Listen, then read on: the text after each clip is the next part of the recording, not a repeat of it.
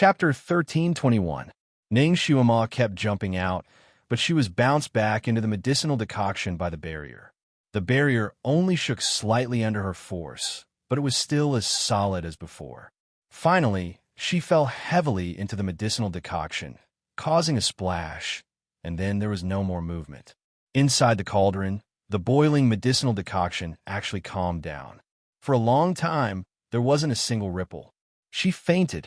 Once she fainted, the psychokinesis in her body was very likely to go berserk, causing her whole body to explode. Shunjuli clenched his hands tightly. Looking at the medicinal cauldron that was no longer rippling, his face became even paler. Shui Yimo, wake up for me. There was still no movement inside the cauldron. Shunjuli's face was pale. His hand touched the cauldron as if he was spasming, and he didn't feel anything even though he was scalded.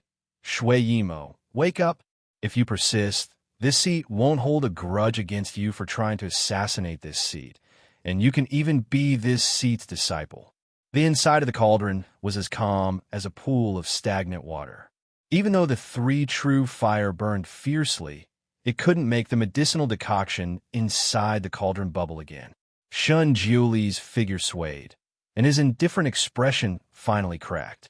With a trace of panic, he said in a trembling voice, Ning Xiuma, if you persist, this seat will marry you. Haven't you always wanted to marry me? Ning Xiuma already didn't know how many times she had fainted from the pain and then woken up. Shunjuli's words were still clear, even though they were separated by layers of jade-green waves. He said, Xiuma, I will marry you. Ning Xiuma only wanted to laugh crazily. She had waited for him to say these words for as long as 10 years. Day and night, she had hoped for him to say these words personally and then become his bride, to accompany him hand in hand to the ends of the earth. Unexpectedly, she had finally waited for this vow, but it was in a situation where he was going to burn her to death, when he was going to personally throw her into the cauldron to refine her. The inside of the cauldron finally began to ripple again. Ning Xiuma's unreasonably hoarse voice came. I don't care. Shunjuli, let me tell you, I don't care. I'd rather not know you in my life. She almost screamed these words out. Shunjuli's face turned pale. His mind became unstable, and he spat out a mouthful of blood. Shunjuli's heart felt like it was being squeezed by someone. Even breathing became difficult. Shunjuli's face was as pale as snow. Pain flashed through his eyes. She actually didn't care? Hadn't she always wanted to marry him? She actually wanted to never know him. Not allowed. He, Shunjuli, had fallen into the hands of the same person in both of his lifetimes. Therefore, he must hold this person in his hands. However, the ancient devil in her body had to be eliminated. As long as it remained in her body, it was in danger of completely devouring her soul. Therefore, Ning Xiuma absolutely could not become a demon. This demon vanquishing soup was something he had painstakingly prepared over the past few days. It was all to get rid of the demonic chi in her body, to get rid of that demon. He knew that she was afraid of water, afraid of drowning, so he specially sent a steady stream of oxygen into the medicinal soup. He couldn't tell her any of this. He couldn't let the demon child realize that everything he did was to get rid of the demon. Otherwise, the demon child and Ning Xiuma's soul would coexist as a threat. Therefore, he could only let Ning Xiuma think that he was going to kill her and boil her alive. The process of getting rid of the demon was very cruel, and he had hesitated before. However, since she could kill him without hesitation in her previous life to save others, why should he hesitate for her? Besides, he was also trying to save her. In order to prevent her soul from being devoured by the demon child and truly perishing in this world. Chapter 1322. In order to prevent her soul from being devoured by the devil child and truly perishing between heaven and earth. Therefore, he could only use this method. He believed that before he lost his memory, he also wanted to use this method. Otherwise, he wouldn't have prepared so many medicinal herbs in advance. He told himself that he couldn't regret it, but seeing her suffer in there, he was in so much pain that he almost suffocated. Once it started, it couldn't end. Shuama, bear with it. Bear with it. Another wave of pain that was worse than death. Ning Shuama's vision began to blur again. Her limbs were numb from the pain, and she didn't feel like her own. At first, the pain was like a burn between flesh and blood. Later, it became excruciating pain. Now, she felt that her soul was being burned and melting bit by bit. In her hazy consciousness, she heard Shun Julie's voice. His voice was trembling slightly. Shuama, bear with it. Bear with it. Ning Shuama wanted to laugh and cry at the same time. Irony. What a fucking irony. Bear with it? Bear with it and boil it for a while longer? This was like extorting a confession by torture. When someone fainted, they would be splashed with a basin of cold water to wake them up. When they were awake, they would suffer endless torment. The heat seemed to flow in her heart. It was so hot that it was constantly contracting. It was so painful that she wanted to kill herself. She felt that she couldn't bear it anymore. She had no reason to bear it anymore. Let her die. Let her die a quick death. She really didn't want to live anymore. Living was too tiring, really too tiring. She was destined to be a lone star. She was destined to lead an army. Every step she took was a disaster. She was destined to be alone for a lifetime. Ha ha ha ha. She finally caused the death of a group of friends. After causing the death of Shun Julie, who used to love her, she caused the death of herself in such a tragic way. Great, that's great. She should be thrown into the 18 levels of hell and into the boiling oil for a world-destroying demon like her. Ha ha ha. You've done a great job. The punishment was right. Now that she was in the frying pan, could she just go and meet her death neatly? Could she be given an ending where her soul was destroyed? She didn't want to reincarnate anymore. She wanted her soul to scatter into a million pieces and then turn into a wisp of light, never to wake up again. The heavens seemed to have heard the sincere prayers of this inauspicious person and decided to take care of her for once. Ning Shuama gradually felt the pain fade away, and the sounds around her gradually disappeared. All the emotions in her heart were drawn away bit by bit, and her mind became blank. She felt that her body was getting lighter and lighter, and her consciousness was getting heavier and heavier. Finally, there was no more pain, only deep sleep. Within the Dantian's ruins of N, the fire was already tearing at the little Loli's clothes. The golden talisman was right in front of her eyes. She knelt on the ground, her face pale. She was sweating profusely as she struggled to support the last layer of the enchantment. Her entire body was engulfed in flames that were as tall as a person. The talisman stuck to the barrier and slowly melted it. The pure golden light shone on her body and burned small holes. She screamed again and again. The tongue of the fire slowly came in through the gaps of the enchantment and swallowed her body. The places that were burned by the fire instantly turned black. The wounds were so deep that her bones could be seen. The lower half of her body that was kneeling on the ground was almost melted by the fire. Her red dress was burning fiercely in the fire. The last layer of the enchantment was broken. In the little Loli's desperate eyes, the fire was overwhelming. She slowly closed her eyes. Was she going to start all over again? Starting all over again? Chapter 13:23. Suddenly, she seemed to have sensed something and opened her eyes. Momo had given up. She had fallen into a deep sleep. The little Loli's figure slowly faded. In the fire, she revealed a bloodthirsty smile and turned into countless streams of light, flying out of the ultimate. Shunjuli's face instantly turned pale. His divine sense could no longer sense Ning Shuama's existence. Impossible, impossible. He had probed before. Her soul was very strong, and she was at Earth rank level 9. The inner demon was only around level 8. She could not have been dissolved before the inner demon. Shunjuli's body trembled uncontrollably. Then why? Why couldn't he sense her existence? Calm down. Calm down. Shunjuli forced himself to calm down and carefully probed the situation in the cauldron with his divine sense. The more he looked, the more his heart sank. It was as if his heart had gradually sunk into ice water.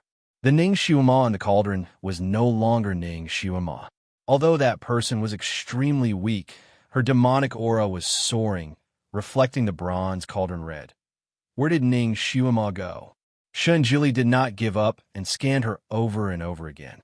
Finally, he found a very faint white light on her body. The white light was somewhat weak, but there was a circle of enchantment protecting that white light. She was still there, but she had fallen into a deep sleep. Her body was controlled by the inner demon. Shunjili did not know whether to be happy or sad.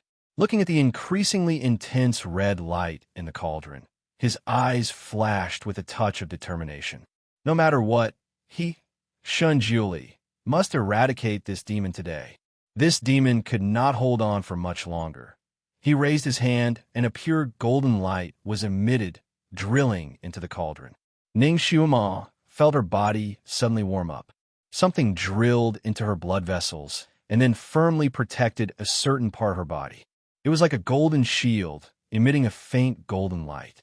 She probed with her divine sense. That was the place where Ning Shuima's soul was sleeping. She tried to use her telekinesis, but it bounced back instantly, almost causing her telekinesis to collapse. Why did Shunjili suddenly protect Ning Shuima's soul? Didn't he want to kill her? An ominous feeling suddenly flashed through the little lowly's heart.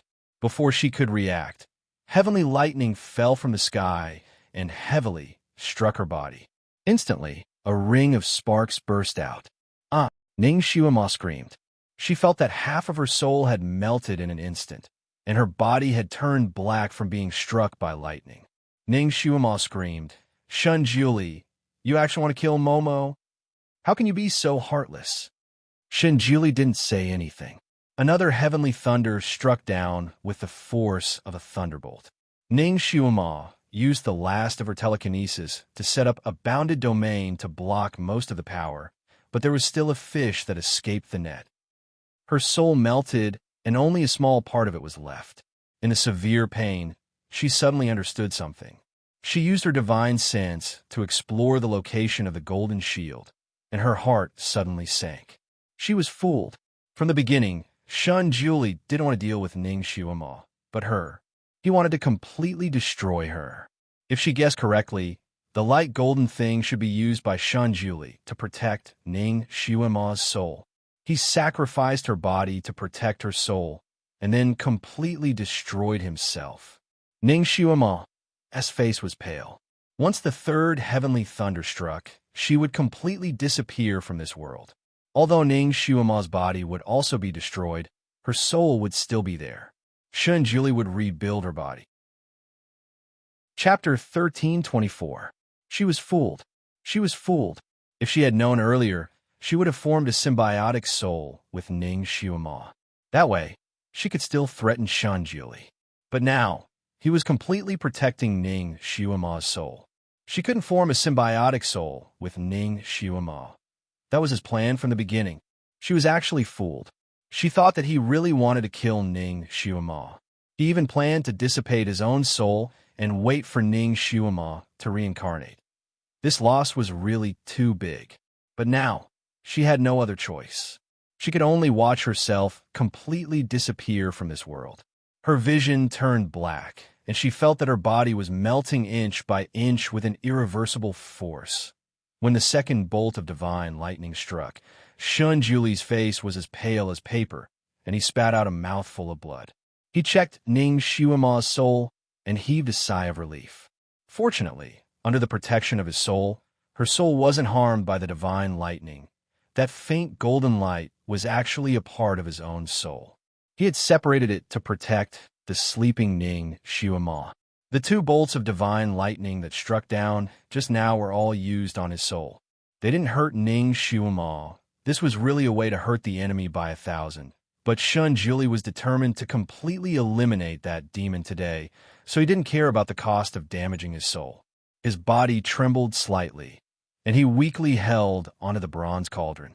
He took a deep breath, closed his eyes, and summoned the third bolt of divine lightning. With this bolt, the demon would completely disappear. Momo, Shunjili's heart sank. A red shadow suddenly flashed in midair, and at the same time, a red light carrying a vast demonic aura flew towards him. A white light flew out of Shun Julie's sleeve and collided with a red light in midair. The divine lightning struck at the same time.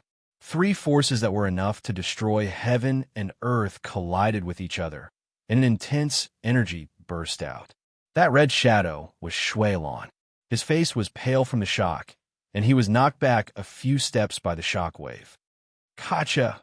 A crisp sound rang out, as if something had broken. Shun Julie's heart sank. A wizardry barrier. The aftermath of the three forces had actually broken the barrier he had set up above the cauldron. Shuilon naturally wouldn't let go of this rare opportunity. He jumped into the boiling hot medicinal soup like lightning, endured the piercing pain, and carried Ning Shuima up. He looked at the unconscious Ning Shuima in his arms. Her face was as pale as snow, and her body was covered with wounds. It was almost impossible to see her original appearance. His hands trembled slightly. How could his Momo be injured to this extent? How could Shun Julie do such a cruel thing to her? A ball of white light flew towards him with the fury of thunder. Shun Julie said coldly, "Let her go." Shuilon couldn't dodge in time, so he could only resist. Although Shun Julie was seriously injured, he was still a god, and his power was far above his. The white light became stronger and stronger, and the red light was forced to retreat. After resisting this wave with great difficulty, he had already retreated 7 or 8 steps.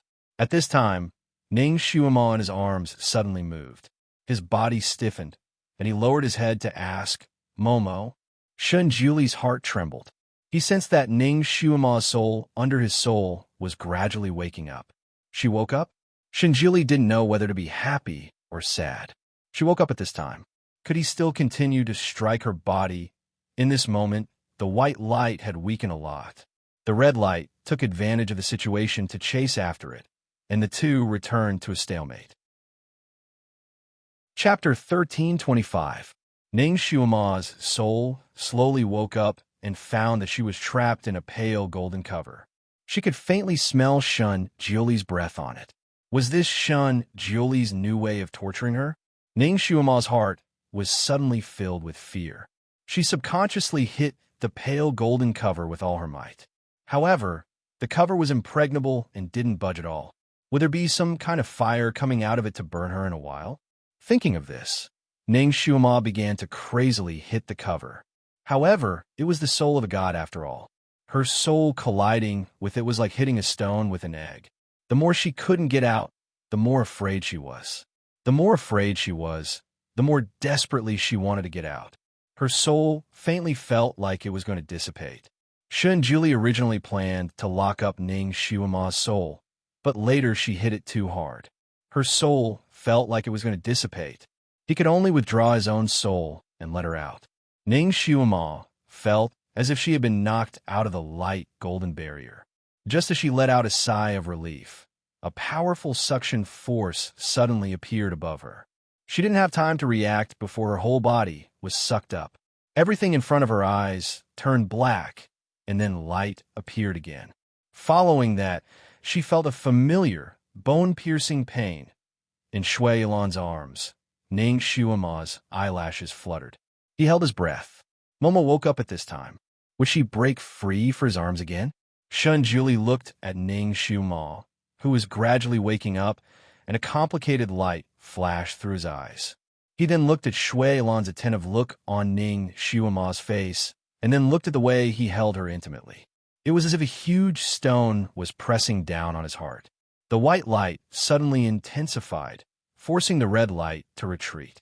Shun Julie's voice was cold. "Shuilon, let go of her."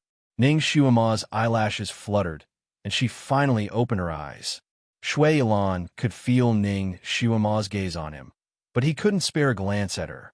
He was almost defeated by Shun Julie's power. Ning Shuima moved a little in his arms. He was so angry that he almost passed out.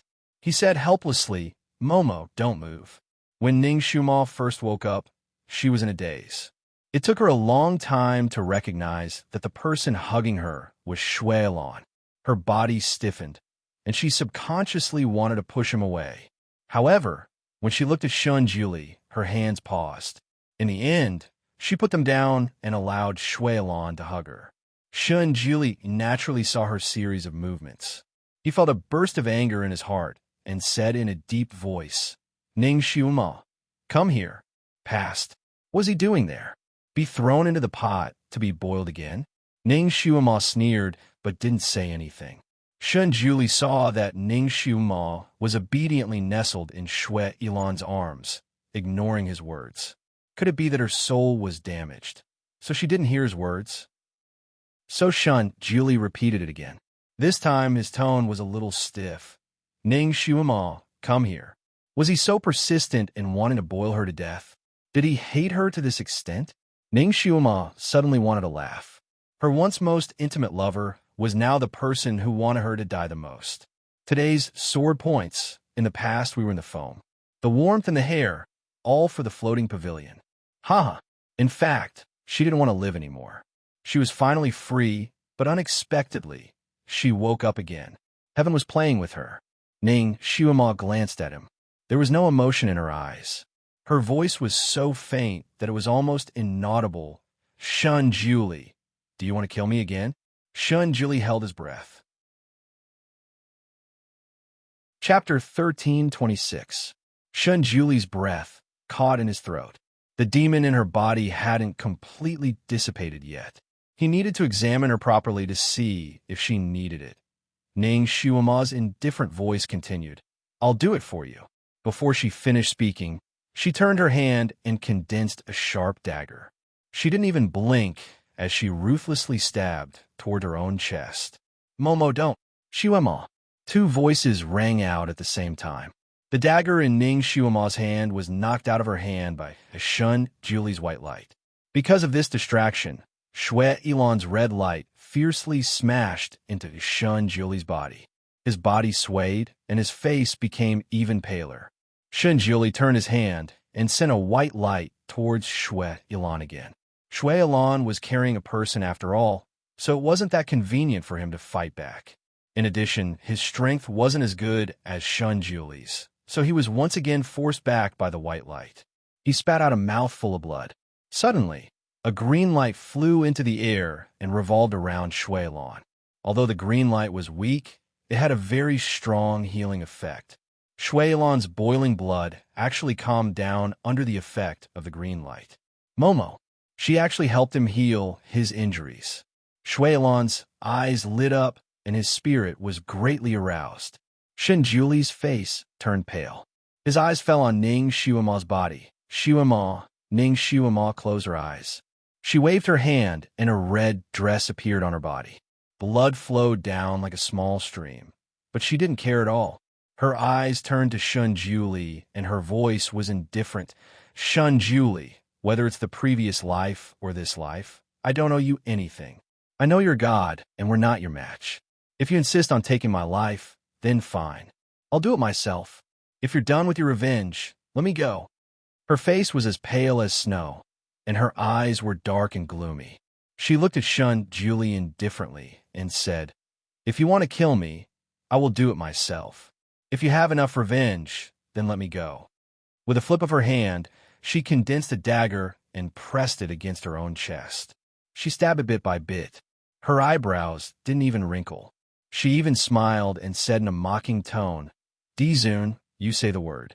My life is yours to handle. You. She actually used an honorific to address him. Shun Juli clenched his fists in his sleeves. His face was as calm as still water.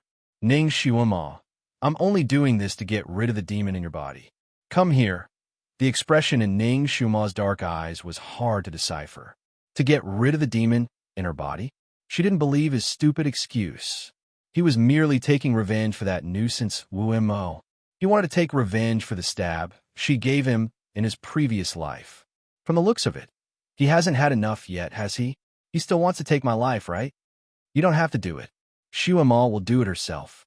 Ning Xiuma's dagger pierced a few more times. Below it was her beating heart. Shun Juli's breath stopped. I won't kill you. Come here. Let me see your wound. Her blood was still flowing. It stung his eyes. Shui Ilan's heart sank.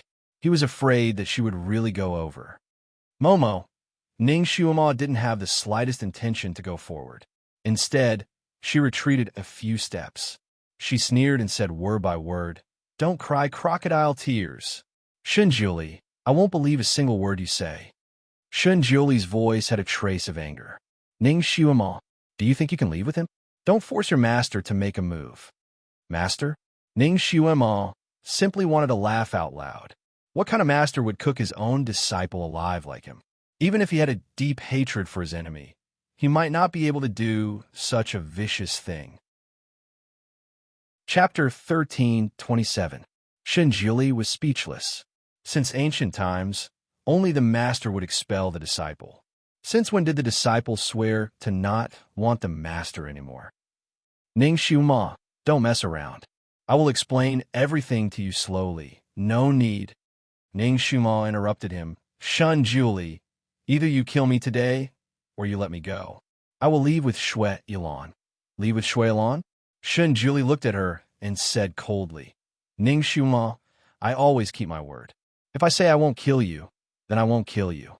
But if you leave with Shui Ilan today, we will cut off all ties." Cut off all ties. He actually wanted to use this to threaten her? "Shunjuli, aren't you overestimating yourself?" Ning Shuama looked at him and revealed a mocking smile. She turned around and walked towards Shui Ilan. Her tone was so light that it almost disappeared with the wind. "Shunjuli, you should have cut off all ties a long time ago." Shunjuli's face was pale, and his hands were trembling in his sleeves. He watched as Ning Shuama walked step by step towards Shui Ilan. His heart tightened inch by inch. It was as if she was walking out of his life and would never come back. He really wanted to rush up and take her back, but the words "should have cut off all ties a long time ago" nailed him to the ground. Maybe she really never loved him, whether it was in her previous life or this life. She was just using him, but in her previous life, she wanted his heart.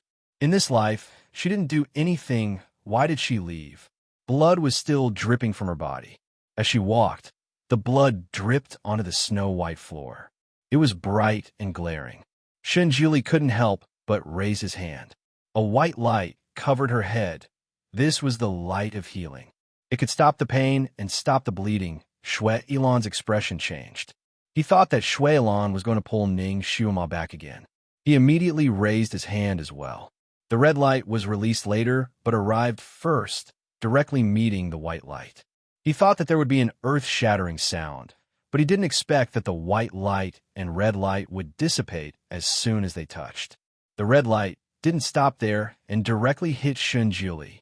Shunjuli's body swayed slightly before he steadied himself. He looked at Shui Ilan and curled his fingers slightly as if he wanted to do something. However, Ning Shuama's movement made his fingers freeze. Ning Shuama slowly raised her hand. A pair of shining eme piercings appeared in her palm. One of them was already broken, while the other was still intact. Shunjuli's eyes narrowed. This eme piercer gave him a vague sense of familiarity. Clang! With a crisp sound, the pair of eme piercings were thrown to the ground at Shunjuli's feet. "Shunjuli, this is what you gave me before. Now, I'm returning it to you. I don't owe you anything anymore." Shunjuli was speechless. The pair of eme piercings had already gained intelligence. One of them was broken by Shui Ilan and lost its intelligence. The other one, however, was in perfect condition. Its spirituality was still there. Suddenly being abandoned, it seemed unwilling. It jumped up from the ground and flew in front of Ning Shuama, as if it wanted to return her body. Shui Ilan flicked his sleeve. The eme piercer fell to the ground again, as if it was blocked by a strong wind. There was another clang. The eme piercer felt wronged. It half raised its body and looked at Ning Shuama, as if it didn't believe that Ning Shuama had really abandoned it. Ning Shuama directly threw herself into Shui Ilan's arms and closed her eyes. "Shui Ilan, take me away." Chapter 13:28. No matter if it was her body or soul, they were both seriously injured. She had also reached her limit and couldn't hold on any longer. That pair of eme piercers had always been her favorite. When one of them broke, her heart ached so much that it almost bled. She had originally planned to trick Shunjuli into going to the Immortal Kingdom to find that blacksmith to fix it, but now there was no need. She didn't want it anymore. No matter if it was good or bad, she didn't want it anymore. Everything she was wearing right now was condensed from her spirit power. She didn't have a single thing that belonged to Shunjuli. If she wanted to break it off, then she would break it off completely and cleanly. Shui Ilan hugged her as if he was hugging a lost treasure. His voice was slightly choked. Momo, let's go home. His Momo was finally willing to leave with him. This time, it was automatic. Ning Shuama closed her eyes and didn't say anything else. Shui Ilan looked at Shun Jili one last time. Shun Jili looked like he was nailed to the ground. He didn't have any intention of moving. Shui Ilan's lips hooked into a mysterious smile. He hugged Ning Shuama and turned into a streak of red light as he left. Ning Shuama's final words echoed in the air. Shun Jili, if you let me go this time, the next time we meet, we'll be enemies. Shunjuli's face was snow white as he stood there. If he insisted on stopping them, these two people wouldn't be able to escape. However, at this moment, he couldn't reach out his hand. They should have broken it off long ago. Should they have broken it off long ago? The next time they met, they would be enemies. Enemies. He had never thought that there would be a day when they would be enemies. Even when she was Shui Emo in his previous life, he hadn't thought of it.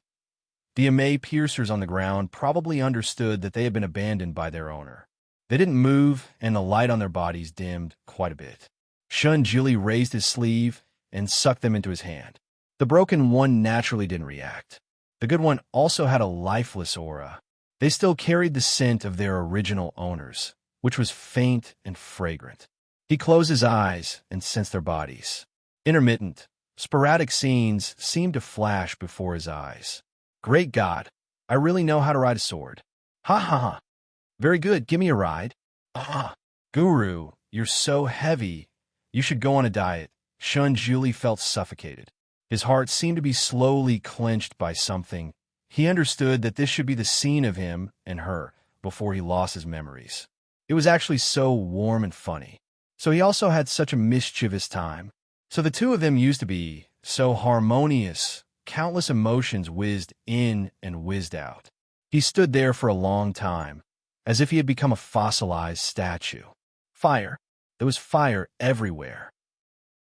Ning Shuama felt as if she was about to melt under the golden light of the fire. She felt a burning pain all over her body, as if she had been thrown back into the cauldron. She ran as fast as she could, but she couldn't get out of the fire's range. Ning Shuama could only watch as she was slowly surrounded by the fire. Tongues of fire licked her clothes and devoured her flesh. Ning Shuama woke up from her deep sleep again. She was sweating profusely. Everywhere was red. Red walls, red decorations. It was very similar to the fire in her dream.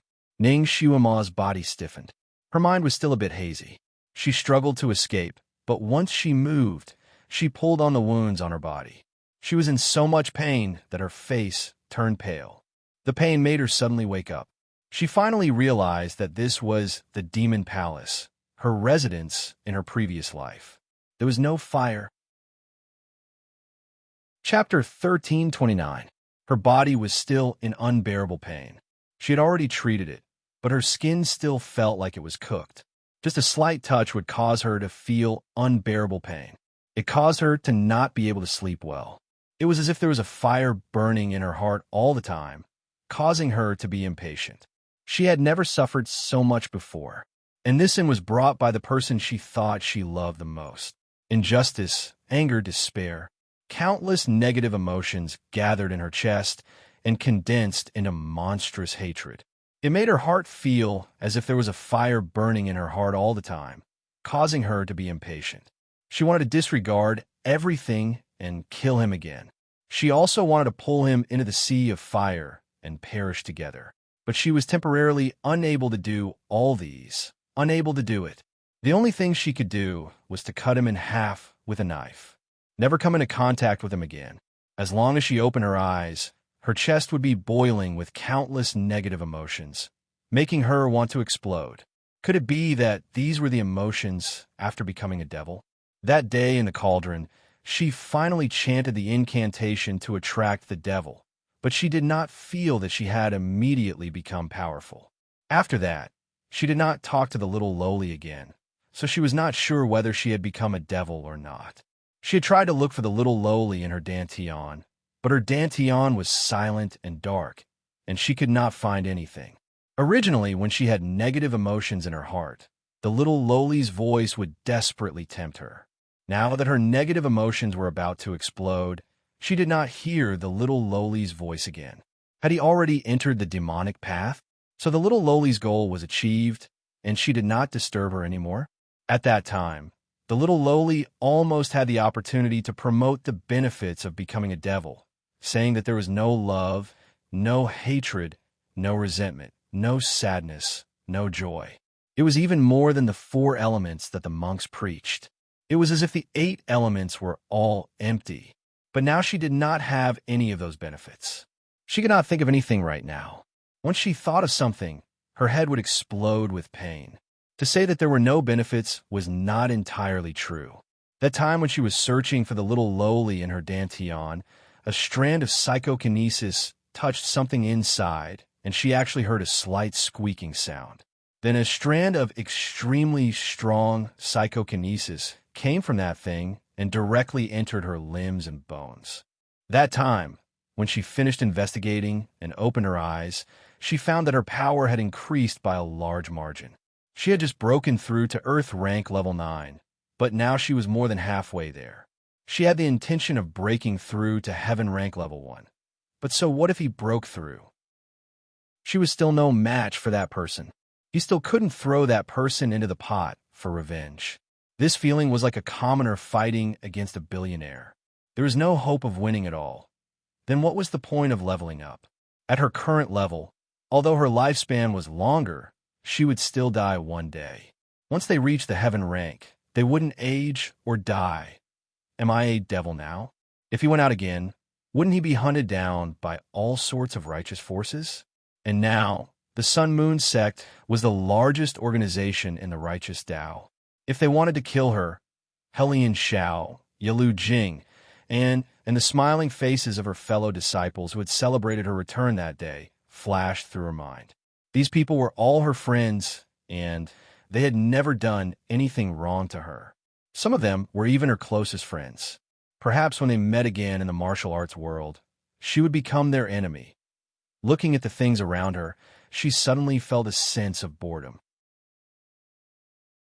Chapter 1330. She suddenly felt a sense of weariness in her heart. Looking at the things around her, she felt even more frustrated. She closed her eyes and forcefully suppressed this feeling of weariness. She suppressed all the images that were involuntarily churning in her mind. Every time she moved her body, it hurt terribly. The most painful thing was not her body, but her soul. Her soul had suffered a great deal of damage, and she could only rely on sleeping to recover bit by bit. Every time Shui Elan came to see her, he would see her sleeping soundly. But even in her sleep, her brows would often furrow, and there would be cold sweat on her face, as though she was enduring some kind of pain. When he applied medicine for her, he tried his best to be gentle. But her injuries were too deep, and there were too many wounds. Every time Shui Elan applied medicine for her, she would furrow her brows tightly in her sleep, and there would be a look of pain on her face. Ning Shuama's few moments of consciousness were no different from when she was asleep. She would just lie quietly on the bed, staring blankly at something. When Shui Elan spoke to her, she would not respond. It was as though she was living in her own world. Ning Shuama spent a month of this sleepy life, and her injuries were finally much better. Only her mental state did not improve much. Shui Elan came to talk to her every day, especially with some interesting things to make her laugh, but she did not respond at all. Finally, there was one time when he forcefully turned her face, forcing her to look at him. "Momo, look at me. Talk to me." Ning Shuama was indeed very cooperative. She looked at him motionlessly, and there was no light in her eyes. She was like a wooden doll that had lost its soul. Shui Elan was creeped out by her stare, and finally, he surrendered. Another month passed, and Ning Shuama's injuries gradually healed. However, Her mental state was still very weak. Although she was awake, it seemed like she would fall asleep at any moment. The godly doctor that Shui Ilan had captured said in a trembling voice, "Perhaps you should bring this lady out for a walk." Shui Ilan tightened his grip on the teacup, causing it to shatter. What if they bumped into Shun Jili again? He looked at him coldly. "If you can't think of another way, you can go die." The godly doctor was so worried that his hair had turned white. He was so anxious that he scratched his ears and cheeks. In the end, he said helplessly, "This lady is suffering from a mental illness and needs time to recuperate. Let her walk around the garden and look at the flowers and clouds.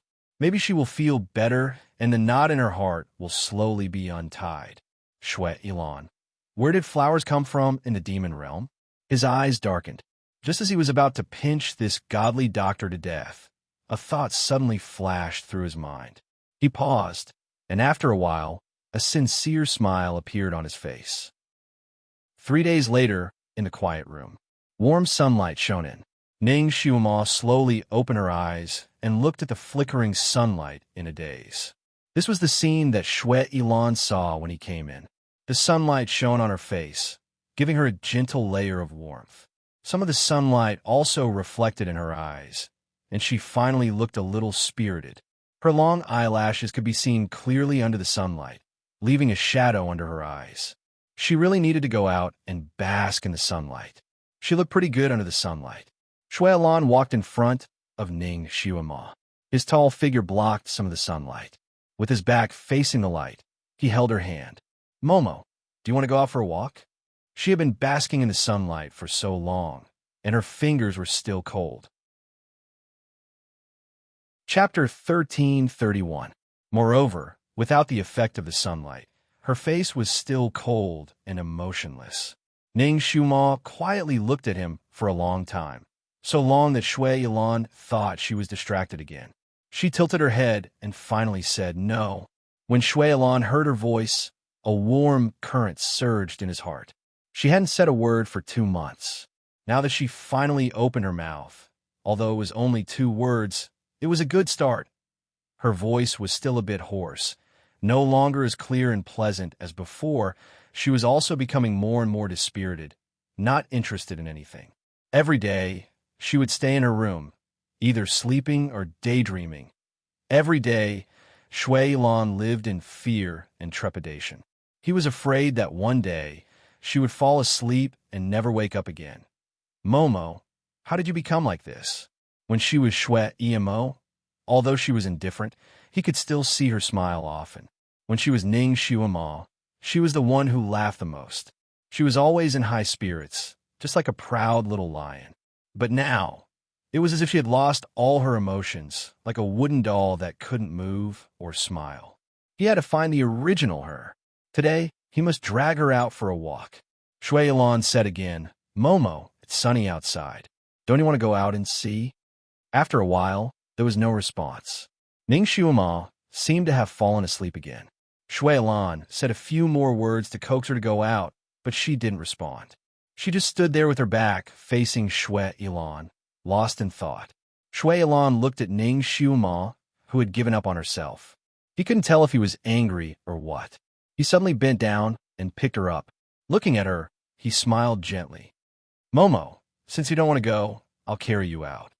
Ning Xiuma, she looked at his slightly evil smile, and her body stiffened slightly. Then, she slowly relaxed, found a comfortable position in his arms, and closed her eyes. Shui Ilan. At the very least, it meant that Momo didn't reject his embrace. This could be considered a good thing among the bad, right? Shui Ilan tried to find joy in the midst of bitterness. Sighing, he carried her and walked outside. Along the way, Ning Xiuma quietly nestled in his arms, as if she had fallen asleep. Wherever Shui Ilan passed by, countless fiendish demons knelt down. Just as they were about to shout, "Long live the demon emperor," he flicked his sleeve, and those fiendish demons shut their mouths. Momo needed to recuperate. They couldn't disturb her. After Shui Ilan walked past, countless demons looked at each other and saw their own eyes widened in amazement. Their demon king. When, he He was so careful, as if he was hugging a fragile treasure. Their curiosity was piqued. Every one of them wished they could become clairvoyants just to see who that woman was. Unfortunately, the Demon King hid her very well. Even with so many eyes, they still couldn't see what the woman in the Demon King's arms looked like in the Demon Realm's garden.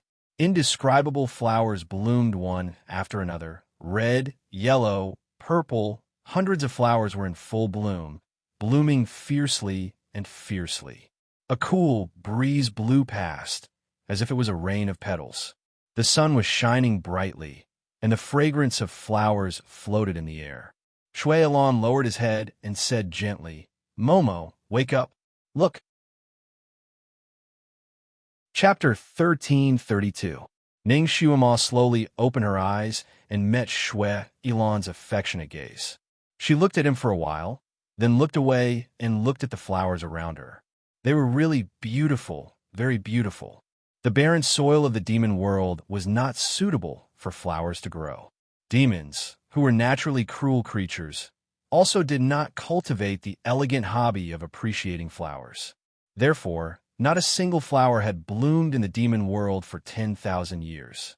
It was also late autumn, when hundreds of flowers withered. In order to make such a large sea of flowers, Shui Alon must have put in a lot of effort. She quietly looked at the flowers in a daze, not knowing what she was thinking. A beautiful and bewitching flower suddenly appeared in front of her, followed by Shui Alon's smile.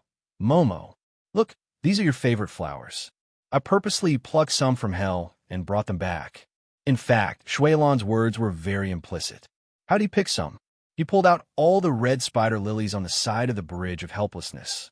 As a result, the Bridge of Helplessness was still bare.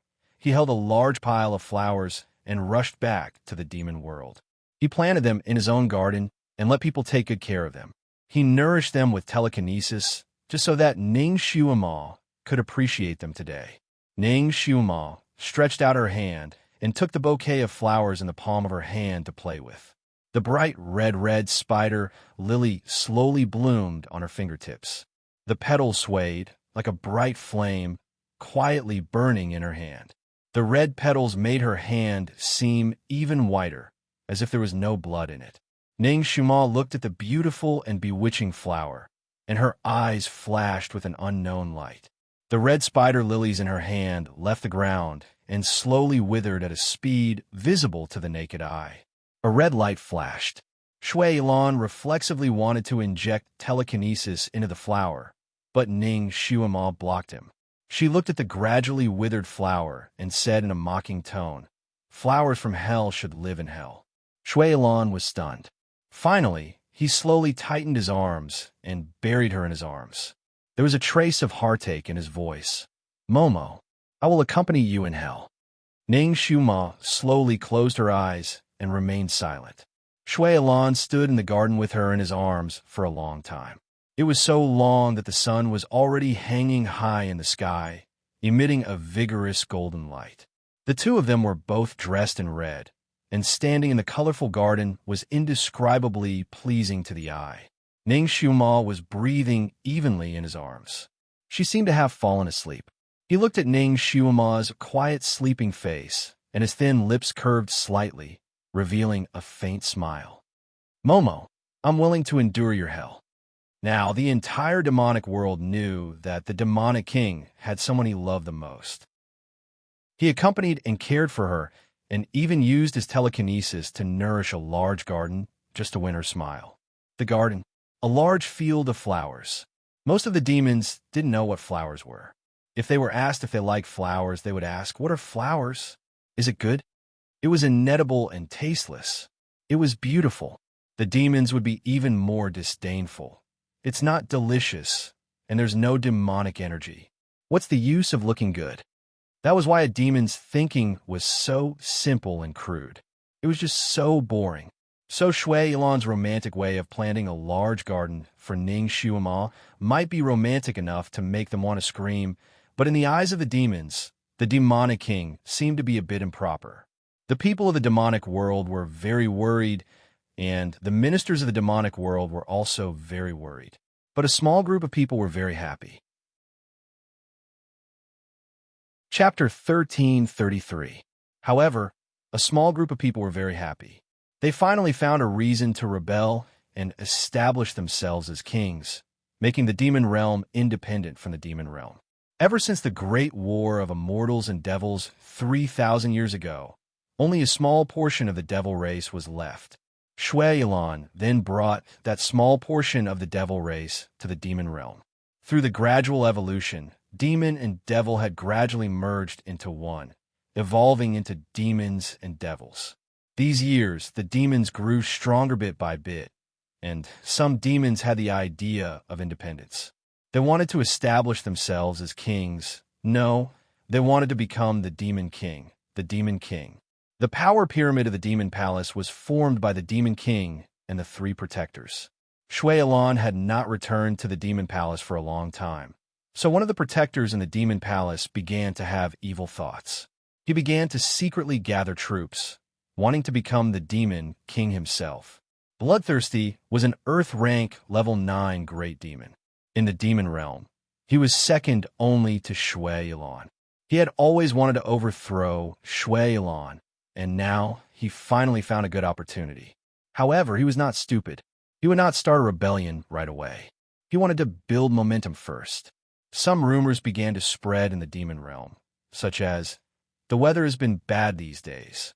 It must be because of that vixen by the demon king's side.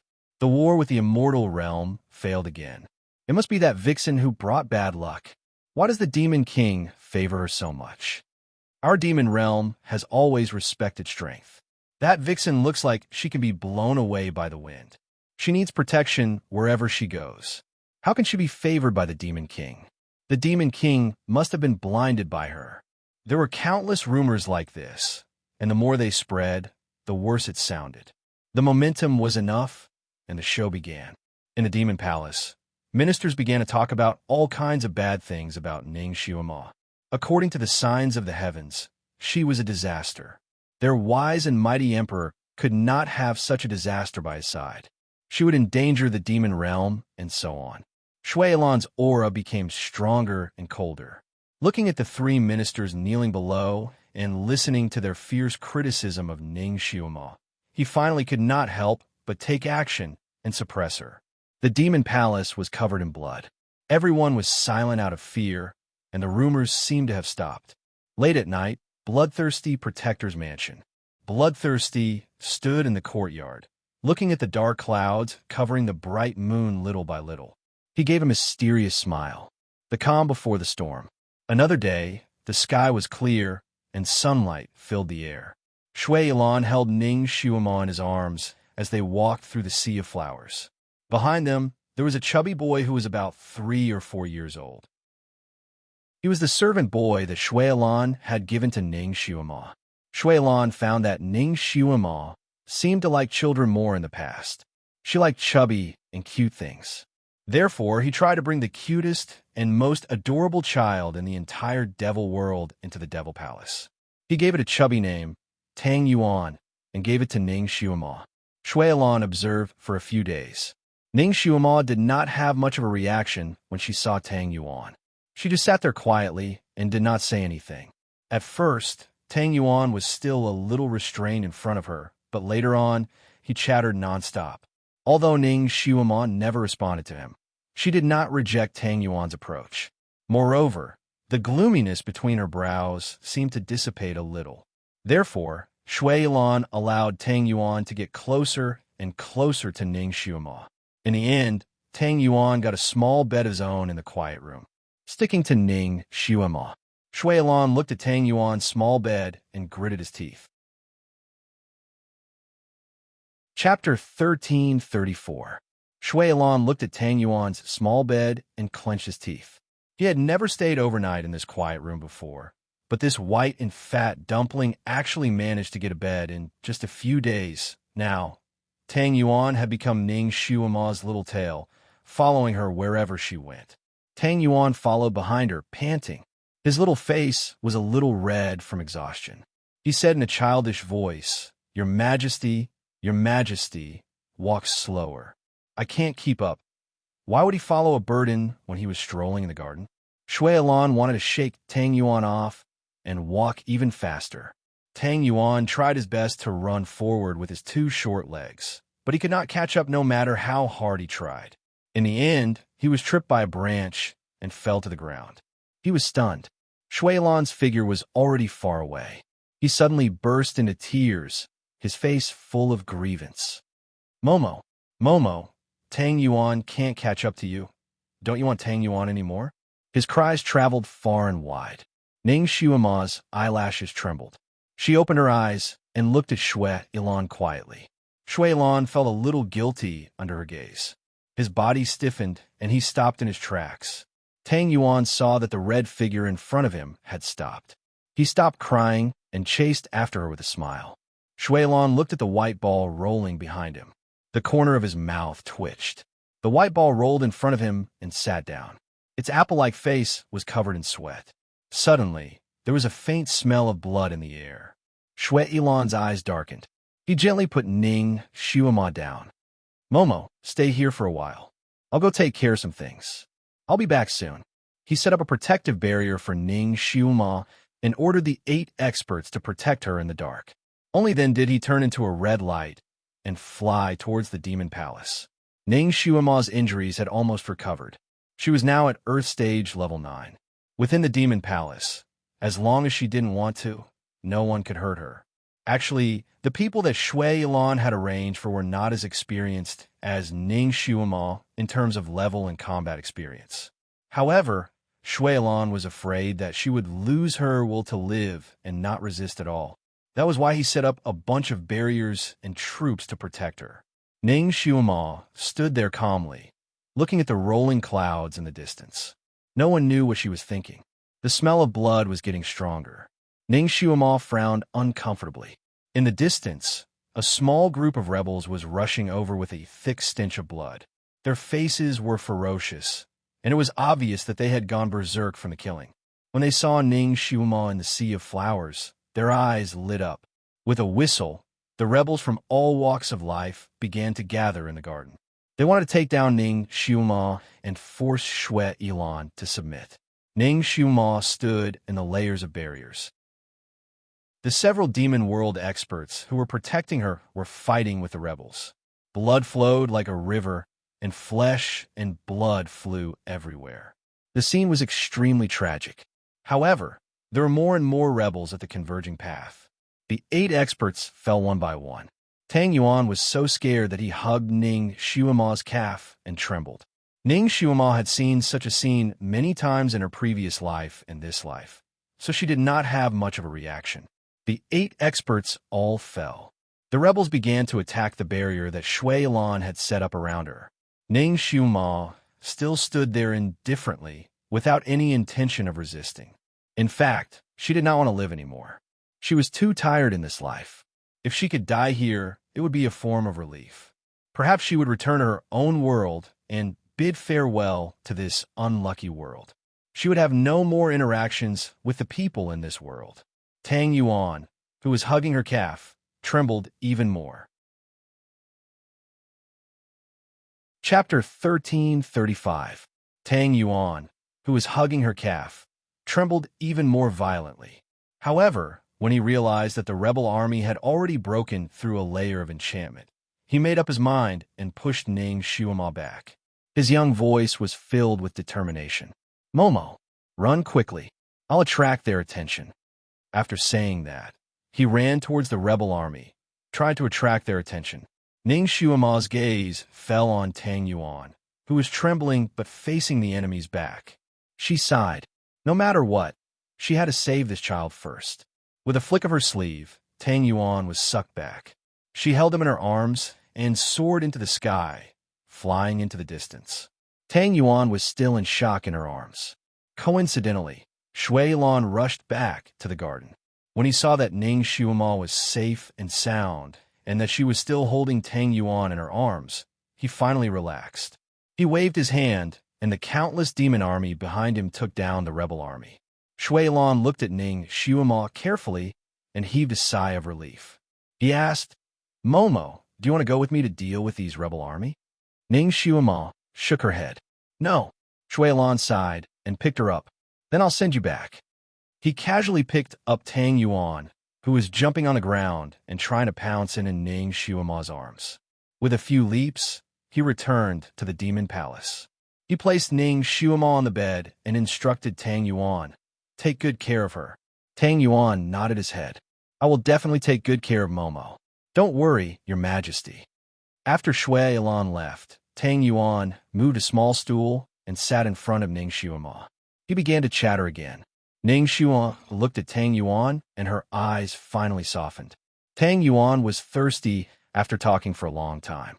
He poured himself a glass of water and gulped it down. Then, he looked at Ning Shuima in a daze. Ning Shuima averted her gaze and looked out of the window.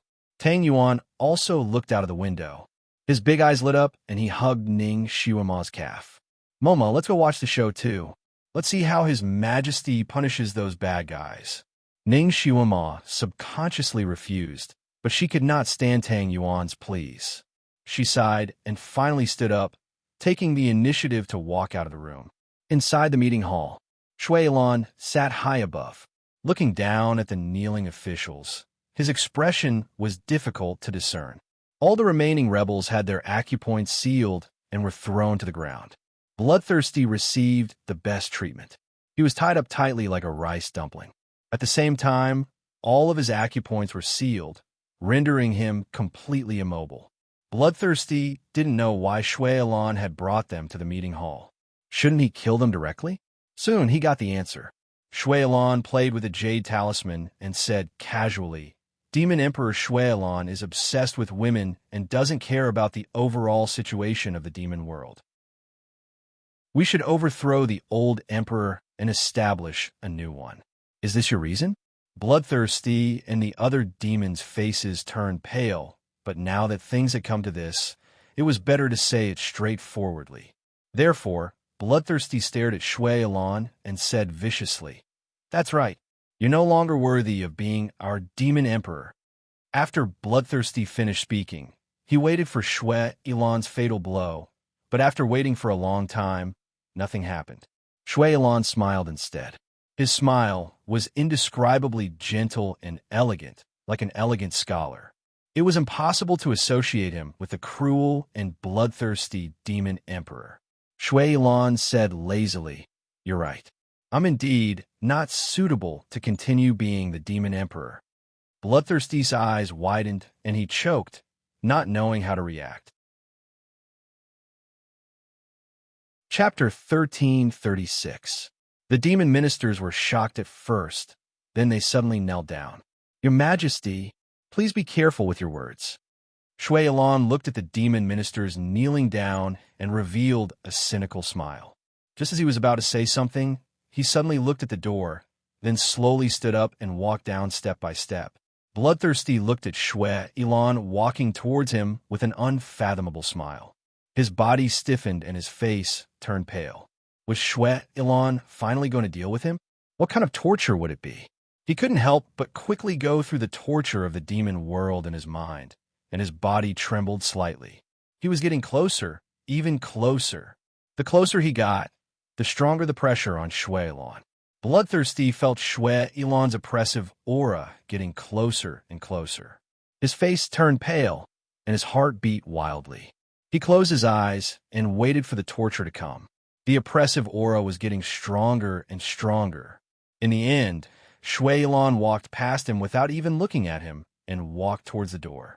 Bloodthirsty, the demons, Bloodthirsty turned around fiercely, wanting to see what Shui Ilan was going to do. When he turned around, he was first dazzled by the sunlight outside. Then, a peerless beauty in a bright red dress slowly walked out of the halo. Words could no longer describe her beauty. Her eyebrows were exquisite, and her skin was like jade. However, there was a touch of indifference on her face, as if nothing could affect her. It was Ning Shuima. She was the vase girl that caused the emperor to miss the morning assembly. Shui Ilan held Ning Shuima's hand and smiled. "Momo, why are you here?" Ning Shuima lowered her head and glanced at Tang Yuan. This little guy who had never seen the world rolled his eyes. He suddenly saw so many important people, and his little face turned red with excitement. He desperately tugged at the corner of Ning Shuima's skirt, looking eager to go in. Ning Shuima glanced at the scene in the hall and said indifferently, "Tang Yuan wants to come and take a look." Shuilan looked down at the pink and white doll. For the first time, he felt that this little fellow wasn't too much of an eyesore. Shuilan held Ning Shuima's hand and walked into the hall. "Momo, come." Ning Shuima let her hold her hand and slowly walked towards the main hall. Both of them were dressed in red. One of them was elegant and affectionate, while the other had an exquisite and indifferent appearance.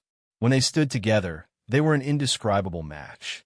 Before anyone could react, Shuilan had already placed Ning Shuima in his previous seat. Looking at the dumbstruck expressions of the demon race below, he curled his lips and revealed a meaningful smile. This seat is most suitable for her. After saying that, he casually bowed to Ning Shuima. "Is that so, my Lord Demon Emperor?" Ning Shuima was speechless. She glanced at Shuilan and didn't say anything. The demon race's ministers reacted as if they had been thrown into boiling water. For a moment, they were all agitated and furious. Another loyal minister suddenly stood up and knelt down heavily. "Lord Demon Emperor, please reconsider." Shuilan raised his eyebrows. "No one can stop what I have decided. She's just a pretty vase. How can she be worthy of being our Demon Emperor? Your Majesty, I don't agree. Your Majesty, please don't be blinded by beauty. Do something that will shock the world. She only has a beautiful shell, but she's sick and needs people to protect her wherever she goes. How can such a good-for-nothing be worthy of being our Demon Emperor? Ridiculous. Too ridiculous. Your Majesty, please reconsider." Below, another group of people knelt down. Everyone's faces were filled with disbelief. Chapter 1337.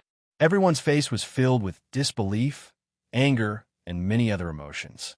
They all looked at Ning Shuima with disdain and disdain. Their demon realm was currently in troubled times. They should have worked hard and united as one. They should have a shrewd and powerful demon emperor to lead them to make a comeback. How could they let a good-for-nothing woman be their honorable demon emperor? If this spread out, it would be a joke in the three realms. No, absolutely not. A highly respected minister in the demon realm kowtowed until his head was bleeding. His voice was full of sorrow. "Your Majesty, this old minister thinks that this woman is a scourge. This minister boldly requests Your Majesty to consider the overall situation and get rid of this evildoer. Kill her. Kill her. Get rid of the evildoer for the people. Kill the evildoer. Kill the evildoer." For a moment, the crowd was indignant. Because of this woman, their demon emperor was dispirited. Because of this woman, their demon emperor did not think about improving himself and did not consider the overall situation of the demon realm. Every day, he only thought about pleasing her and did many things that they thought were inconceivable. Ning Shuima indifferently swept a glance at the group of people who wanted nothing more than to pounce on her and tear her apart. The corners of her lips curled up slightly. She did not expect that when she came to the demon realm, she would be treated as Bao Si, Su Daji, and the like. Hee. Shuilan listened silently at first. His handsome face did not have a trace of emotion. When the following people finished speaking, he slowly stood up and walked to the highly respected minister. There seemed to be a hint of a smile in his tone. "You don't agree?" The minister trembled violently under his pressure, but he still firmly said, "This minister does not agree." Shuilan's hand clenched in the air, and the minister instantly exploded. Not even his bones were left behind. He was shattered into thousands of pieces. The smell of blood instantly filled the hall. The shadow of death shrouded everyone's head. Shuilan walked to the second person. The smile on his face was still faint, as if what he had just crushed was just a watermelon. He looked down at the person condescendingly. "What about you? Do you agree?" The second person's body trembled violently. He couldn't even speak a complete sentence. He looked at Shuilan as if he was looking at a devil. This subject. He repeated the word subject for a long time, but couldn't say a single word. Shuilan's smile gradually disappeared. With a clench of his hand, The second person went to accompany the first person. Shui Ilan smiled faintly as he looked at the pool of blood where the man had been standing. It is too long-winded. He slowly walked up to the third person. The third person was so scared that he was trembling like a sieve. Before Shui Ilan could ask him anything, he shouted, "This subject agrees. This subject agrees. We will obey the orders of the Demon Emperor." Shui Ilan smiled with satisfaction and said lightly, "Get up." That minister stood up, trembling. With this person taking the lead, countless people trembled as they stood up and echoed, "This subject also agrees. This subject also agrees. This subject will follow the orders of the Demon Emperor." Only then did Shui Ilan leisurely walk back to the main hall and sat at the side. Bloodthirsty looked at the sudden change in the situation. He could no longer suppress the anger in his heart. He was going to die anyway. Before he died, he might as well curse to his heart's content. "Shui Ilan, do you think this kind of violent suppression will be effective? You can shut our mouths, but can you shut the mouths of the people of the demon world? Aren't you afraid that the demon world that you worked so hard to gather will be disloyal?" Chapter 1338. Aren't you afraid that the demons will be disheartened and become a pile of loose sand again? You're really blind. You actually want to push a beautiful vase up to be the demon emperor? Is she worthy? We demons have always respected martial strength. The strongest person is the demon emperor. I'm not as good as others. I admit defeat to you, but I refuse to accept it. The entire demon realm refuses to accept it. She can't even compare to my weakest soldier. What right does she have to be our demon emperor? Does she have 2 big legs to serve you well? The last sentence was simply unbearable. Shui Ilan's eyes darkened. Just as he was about to raise his hand to pinch Bloodthirsty to death, he inadvertently raised his head and suddenly paused. Although the people in the hall didn't dare to say anything, their expressions were extremely indignant. They looked at Ning Xuema with eyes full of disdain and hatred, as if they were looking at an enemy. Shui Ilan's heart sank. Indeed, Bloodthirsty was telling the truth. He couldn't rely on violence to suppress everyone. He could suppress them for a while, but he couldn't suppress them forever. Like this, even if he pushed Ning Xuema up, other people would only treat her as a cover and wouldn't take her seriously. In the future, there would be no end to the chaos. Who knows, maybe when the council disbanded, a large portion of the devils would find an opportunity to leave. The popularity that he had painstakingly regained would once again be in disarray. Unless Ning Xuema made a move, Shui Ilan couldn't help but glance at Ning Xuema. Ning Xuema didn't have any intention of replying. Her gaze fell on Tang Yuan. Her expression was indifferent and cold. No one could tell what she was thinking. However, looking at her current appearance, she really didn't have any intention of making a move. In the past, she was proud and couldn't be looked down upon. If anyone really offended her, she would definitely make them pay 10 times or 100 times the price. But now, she didn't seem to care about anything. Other than indifference, there was only indifference in her eyes. Shui Ilan felt that his head had swelled up. Shui Ilan didn't say anything. The atmosphere suddenly turned cold. Everyone in the hall thought that Shui Ilan had nothing to say.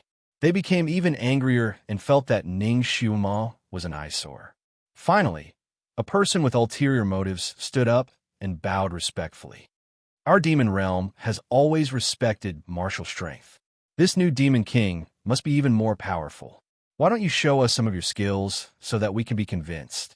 Shui Ilan raised his eyes and looked at that person with a gaze as cold as ice. That person's remaining words were instantly frozen. As Bloodthirsty saw someone answer his question, he became more stirred up. He shouted, "Yeah, if she has the ability, let her show us her power. Why are you cowering there?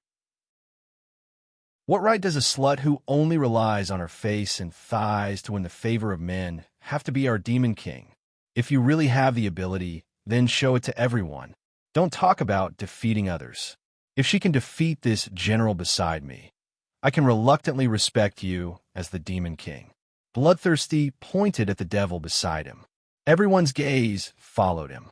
When they saw that it was the most incompetent devil among their generals, the whole hall burst into laughter.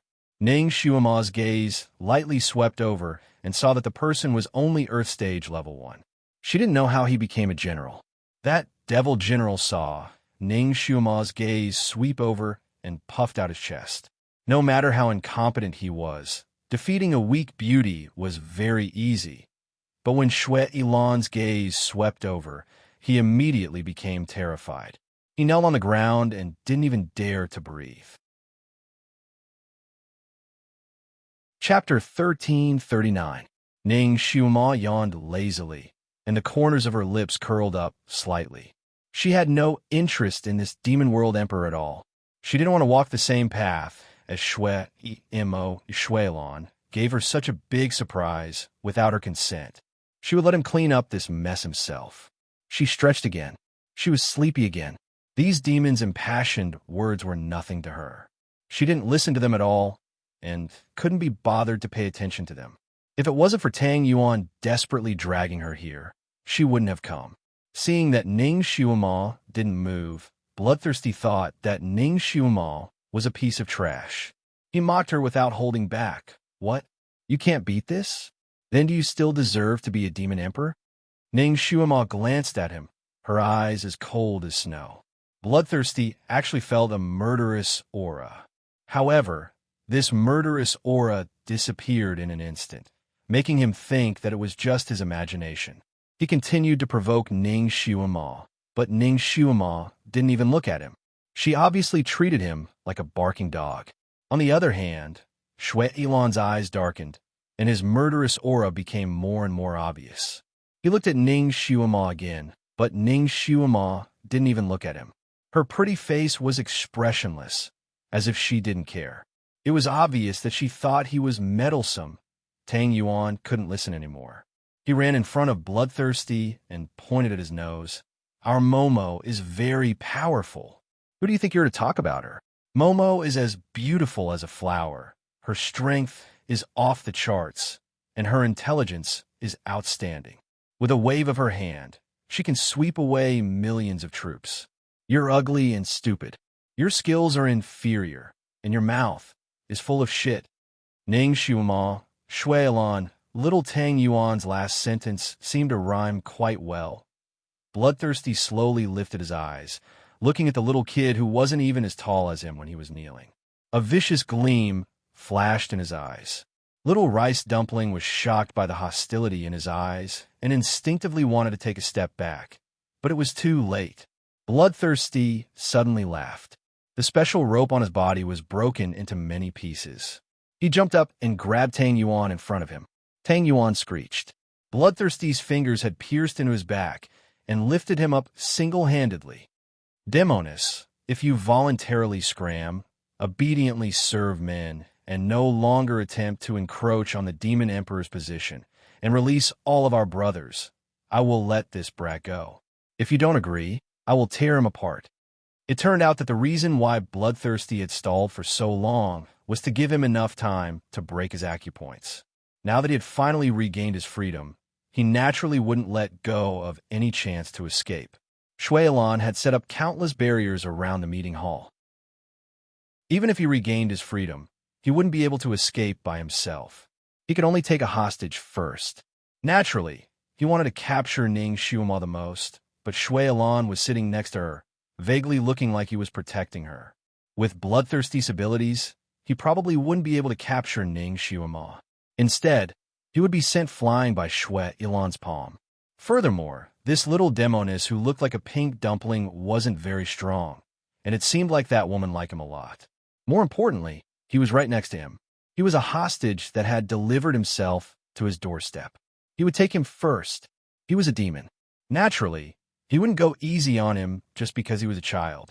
His 5 long nails pierced into little Rice Dumpling's back, and blood instantly flowed down. Little Rice Dumpling's face instantly turned pale. He opened his mouth to cry, but he couldn't make a sound. Chapter 1340. Bloodthirsty's 5 fingers were like bayonets as he held Little Rice Ball. He was about to threaten him again when a long, red shadow suddenly shot toward him. Before he could react, he felt the weight in his hand lighten, and little glutinous dumpling suddenly disappeared. He raised his head in shock and saw that Ning Xuema was still sitting there. She had just retracted the red ribbon in her hand when little rice ball was lying on her knees. His body was still trembling from the pain, and he could barely make a sound as he cried. Ning Xuema's 10 fingers tapped little rice balls back a few times as if she was playing a pipa. Then she took out some ointment from somewhere and applied it on his wounds. Her series of actions were like moving clouds and flowing water without any pause. In the blink of an eye, little rice ball's bleeding had been stopped, and he looked even more like a round rice ball. All the demons were speechless. Bloodthirsty was speechless. He had never thought that this seemingly weak woman would be able to snatch someone from his hands in one move. Furthermore, she had done it while he was on guard. How was that possible? Although he wasn't on guard against her, he was on guard against Shui Ilan, who was sitting next to her. This woman wasn't ordinary at all. Ning Xuema put little rice ball down and slowly stood up. Then she walked toward Bloodthirsty. At this moment, she was no longer as lazy as a sleeping beauty. Her eyes were dark, but there was a cold glint in the depths of her eyes. The invisible pressure around her shocked everyone present. Bloodthirsty was shocked by her aura and couldn't help but take a step back. However, he was also a ruthless person. Although he was shocked, he still managed to keep his composure. He raised his head and laughed. I didn't think that you would know some flowery moves. You're not just a coward. How about this? If you want to be the spirit demon king and you want everyone to respect you, you have to show your true abilities and fight a few rounds with my brothers. If you win against my 4 brothers, we'll respect you and never rebel. How about that? He was still very scheming. Now that he had no hostages in his hands, with Shui Ilan's ability, he would be able to quickly subdue him. When that time came, he and his brothers would have no way to survive. What he said was a dignified challenge to Ning Xuema. As long as Ning Xuema accepted the challenge, no matter who won or lost, he and his brothers would have a chance to survive. Furthermore, he had acted like a man in front of all the devils. If he could regain some of his reputation, it could be considered as killing 2 birds with 1 stone. Ning Xuema walked until she was 2 meters away from him. She was clearly shorter than Bloodthirsty, but when she looked at him, it was as if she was looking down on him like a king. She slowly spat out 3 words. I accept your challenge. Bloodthirsty's eyes lit up. All right, then I'll send one of my brothers to warm up with your excellency. Shui 1, you go. Train our new emperor. Well, Shui 1 was the incompetent general just now. Good. You let me go first. I'll compete in this round. Shui 1 clamored. Ning Xuema indifferently glanced at him and froze him there. Her eyes swept over the leaders of Bloodthirsty and her lips curled up. Her voice was as indifferent as before, but the words she said were incomparably domineering. No need. You 5, come together. If you can beat me, I'll let you do whatever you want. Shui Ilan looked at Ning Xuema, who had released her aura, and his eyes flashed with brilliance. His Momo was finally back. The group of devils looked at each other in dismay. This woman had such a big tone. She wasn't afraid of the wind twisting her tongue. Chapter 1341. If it weren't for Shui Ilan sitting above, the demons would have burst into laughter. Everyone inwardly mocked Ning Xuema for overestimating her capabilities. Bloodthirsty was the second most powerful person in the demon realm, second only to Shui Ilan. He was an Earth rank level 9, a very powerful existence. The reason why he was called Bloodthirsty was because he loved to kill. The number of people he had killed was countless, and his methods were even more cruel and terrifying. Ning Xuema was such a weak vase that she couldn't even stand a gust of wind. Who knew how she would be destroyed in his hands? What's more, the 4 brothers who rebelled with him this time were also very powerful. One was Earth rank level 8, one was Earth rank level 7, one was Earth rank level 6, and the weakest was Earth rank level 5. These 5 people were all extremely cruel devils. Their hands were stained with who knew how much blood they had. 2 of them were even magic weapons used by mothers to scare crying children. Any one of these 5 people was enough to make Ning Xuema drink a pot of water. She wanted to fight against 5 of them alone. Did she think that this was a game between children? Bloodthirsty couldn't help but laugh. You have guts. He glanced at Shui Ilan, who was sitting next to him. However, if you can't beat them, will you find help? He was most afraid of Shui Ilan. I won't, Ning Shuama answered succinctly. This girl's tone was so arrogant. Could it be that she really had some skills? Bloodthirsty's eyes were like hooks, sizing up Ning Shuama for a while. If you lose, we can do whatever we want to you. What if we lose? What do you need us to do? Ning Shuama's voice was indifferent and cold. I don't need you. So easy to talk to. Why? I never need dead people to do anything. Bloodthirsty. In other words, Ning Shuama didn't plan to take them as her subordinates. If they lost, there was only one word, death. Bloodthirsty's eyes turned red. He took a deep breath and unsealed the acupuncture points of his 4 subordinates. Then, the 5 of them stood in 5 different directions. Bloodthirsty's voice was as cold as the winter. If you've chosen this, then don't blame us for being impolite. They would beat this woman into a rag. Then, he threw it at Shui Ilan's face. The group of demons also became excited and automatically opened up a space for them to fight. Bloodthirsty was still worried. His eyes fell on Shui Ilan. What do you want to say? Do you have any objections? He was still worried that Shui Ilan would go back on his word and help Ning Shuama. Shui Ilan's eyes darkened. He only said one sentence. Since you're courting death, I have nothing to say. Hearing him, Bloodthirsty and the others thought that Shui Ilan was talking about Ning Shuama. They couldn't help but look at each other. It seemed that their great monster king didn't love this woman as much as he loved her. Thus, Bloodthirsty and the others didn't have any more worries. The 2 sides finally started to fight. 20 moves, only 20 moves. After 20 moves, Bloodthirsty fell heavily on the ground, stirring up a cloud of dust. He couldn't even say a word. He could only gasp like a broken bellows. Blood was spurting out from his acupuncture points. This was especially true for his back. His spine had been forcefully severed, and he lay there like a boneless fish, unable to get up again. The other 4 who had fallen before him weren't in a better situation. 2 of them were dead, and the other 2 were dying. They were struggling at death's door. Their lives were in danger. The demon warriors were stunned. Chapter 1342. There were many experts among these people, but none of them could see how Ning Shuama did it. Her movements were like a ghost, and her moves were clean and efficient. Moreover, her moves were ruthless, no less than any of the demons here. Her martial arts might not be as good as Shui Ilan's, but it was much better than anyone else's. Silence. It was so quiet that even the sound of a needle dropping could be heard. In this unprecedented silence, Ning Shuama's lips curled up. She looked down at Bloodthirsty, who was still breathing, as if she was looking at a lowly ant. She said indifferently, "You've lost. Do you want to blow yourself up, or do you want someone to send you on your way?" Bloodthirsty choked on his breath. He closed his eyes, knowing that he had no way to live. To die a more manly death, he chose to blow himself up. When he blew himself up, the blood mist splashed everywhere. Ning Shuama took a step back. She waved her hand, and a barrier appeared in front of her, blocking the blood mist.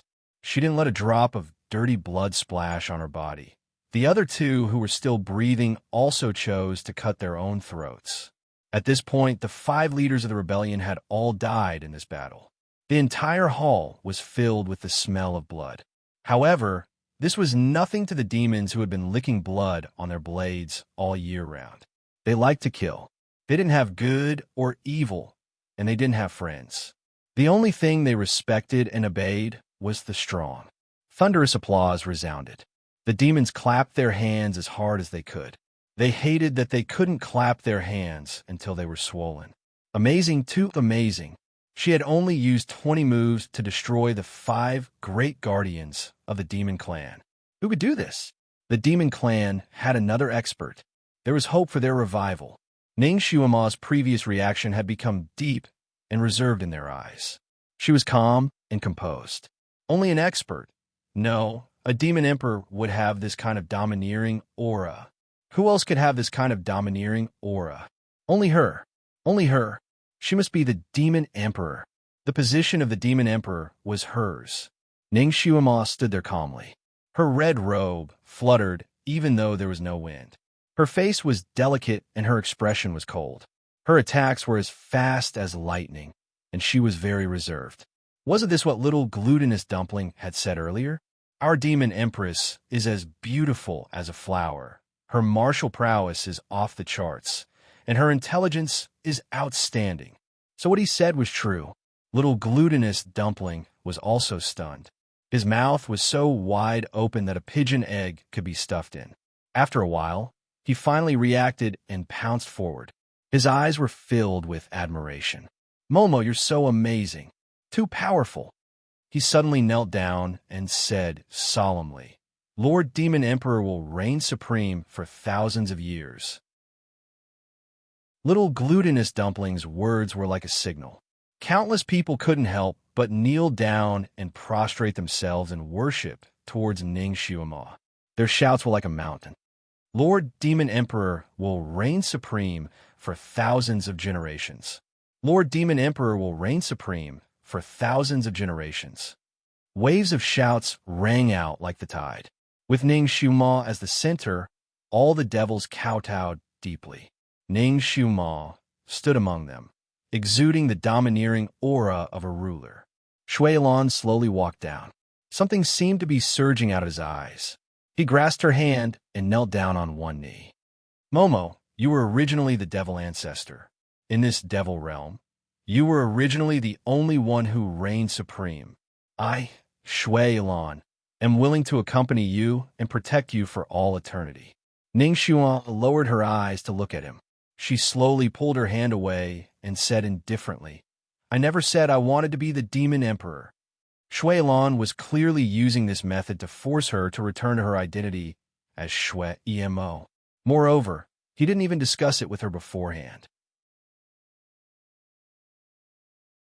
Chapter 1343. Did he think that she was so easy to fool? She was her. She was Ning Xuema, not Shui Emo. He'd better remember this point. Ning Xuema didn't even look back as she turned around and left. Only one hall of demons remained, looking at each other in dismay. Then, everyone turned their attention to Shuilan. Shuilan's eyes darkened. After a while, he smiled. His Momo, compared to her previous life, had a lot more personality in this life. He liked it. He waved his hand, indicating for everyone to disperse. He stood in his original position, lost in thought for a moment, and then walked out with large strides. Ning Xuema went back to sleep. After resting for so many days, the injuries on her body had mostly healed. Perhaps it was because she had already cultivated to Earth rank level 9. But this time, even without Shunjili's medicine, the injuries on her body healed very quickly. Now, her skin had already returned to its original delicate state. But what about her heart? Shuilan felt that he seemed to understand her less and less. Although she used to be expressionless in front of him, he was still able to observe the changes in her mood in the slightest way. But now, it was as if she was wearing a mask. He couldn't read the slightest bit of her inner thoughts from her face. For example, in order to make her agree to be the Demon Emperor, he deliberately let people address her as Demon Emperor Your Majesty in the places where she appeared and kneeled down to salute her. But she never had any reaction. She just walked past those people, as if she didn't hear them. Those demons were completely ignored. After a few times, those demons didn't dare to force her, and didn't dare to deliberately address her as Her Majesty. The sky was always dark, and the black fog was always floating. Although the palace of the Demon Palace was brightly colored, with golden tiles and red walls, it still gave off a decadent aura in the darkness. Why did you choose such a place to be the demon's habitat? One day, Ning Xuema asked this question while she was wandering. Such a gloomy tone. Even if one was in a good mood, it would still be affected and bleak, okay? It made people want to go crazy. The demon chi here is dense. It's a suitable hotbed for demon cultivation. They were most comfortable here. In addition, The barrier formed by the devil chi was a bone-corroding poison to the cultivators. Without the power of Earth grade level 6 or above, they could not enter this place. Even if they came, their kung fu would be greatly reduced. It's a great barrier against them, Shui Ilan explained. Ning Shuima grunted and didn't say anything else. However, her heart sank slightly. After she came here, although she was disgusted by the gloomy atmosphere, she did not feel uncomfortable or uncomfortable. On the contrary, her martial arts had improved by leaps and bounds recently. She must be a devil now, right? It turned out that the devil world was her final destination. She had once longed for the light, but the light had never been fated with her. In the previous life, Shui Emo was the demon ancestor, and the original Ning Xiuma was a secret agent who couldn't see the light of day. In this life, Ning Xiuma was badly battered in the world of light, and in the end, she was beaten back into the darkness. It turned out that the darkness was her final destination. Momo, are you not feeling well? Shui Ilan grasped her hand and looked at her complexion. Her complexion had been pale.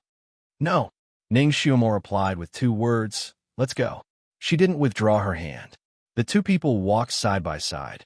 Shui Ilan was somewhat gratified. These days, Ning Xiuma had been very homebody, almost staying in the palace and not coming out. Chapter 1344. Occasionally, they would go out for a walk in the garden. It was rare for her to be in the mood to tour the entire demon realm, so he would naturally accompany her.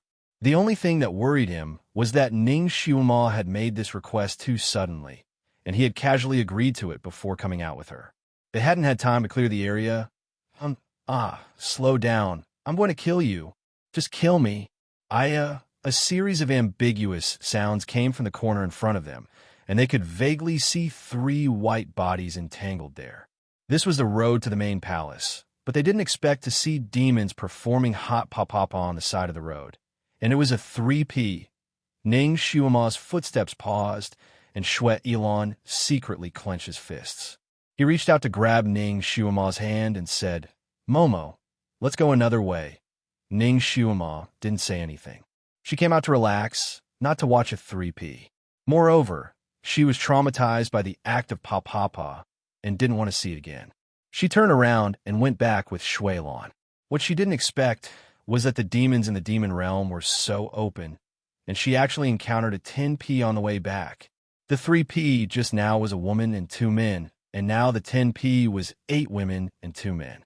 The 8 women were kneeling in a circle, and the 2 men were surrounding them.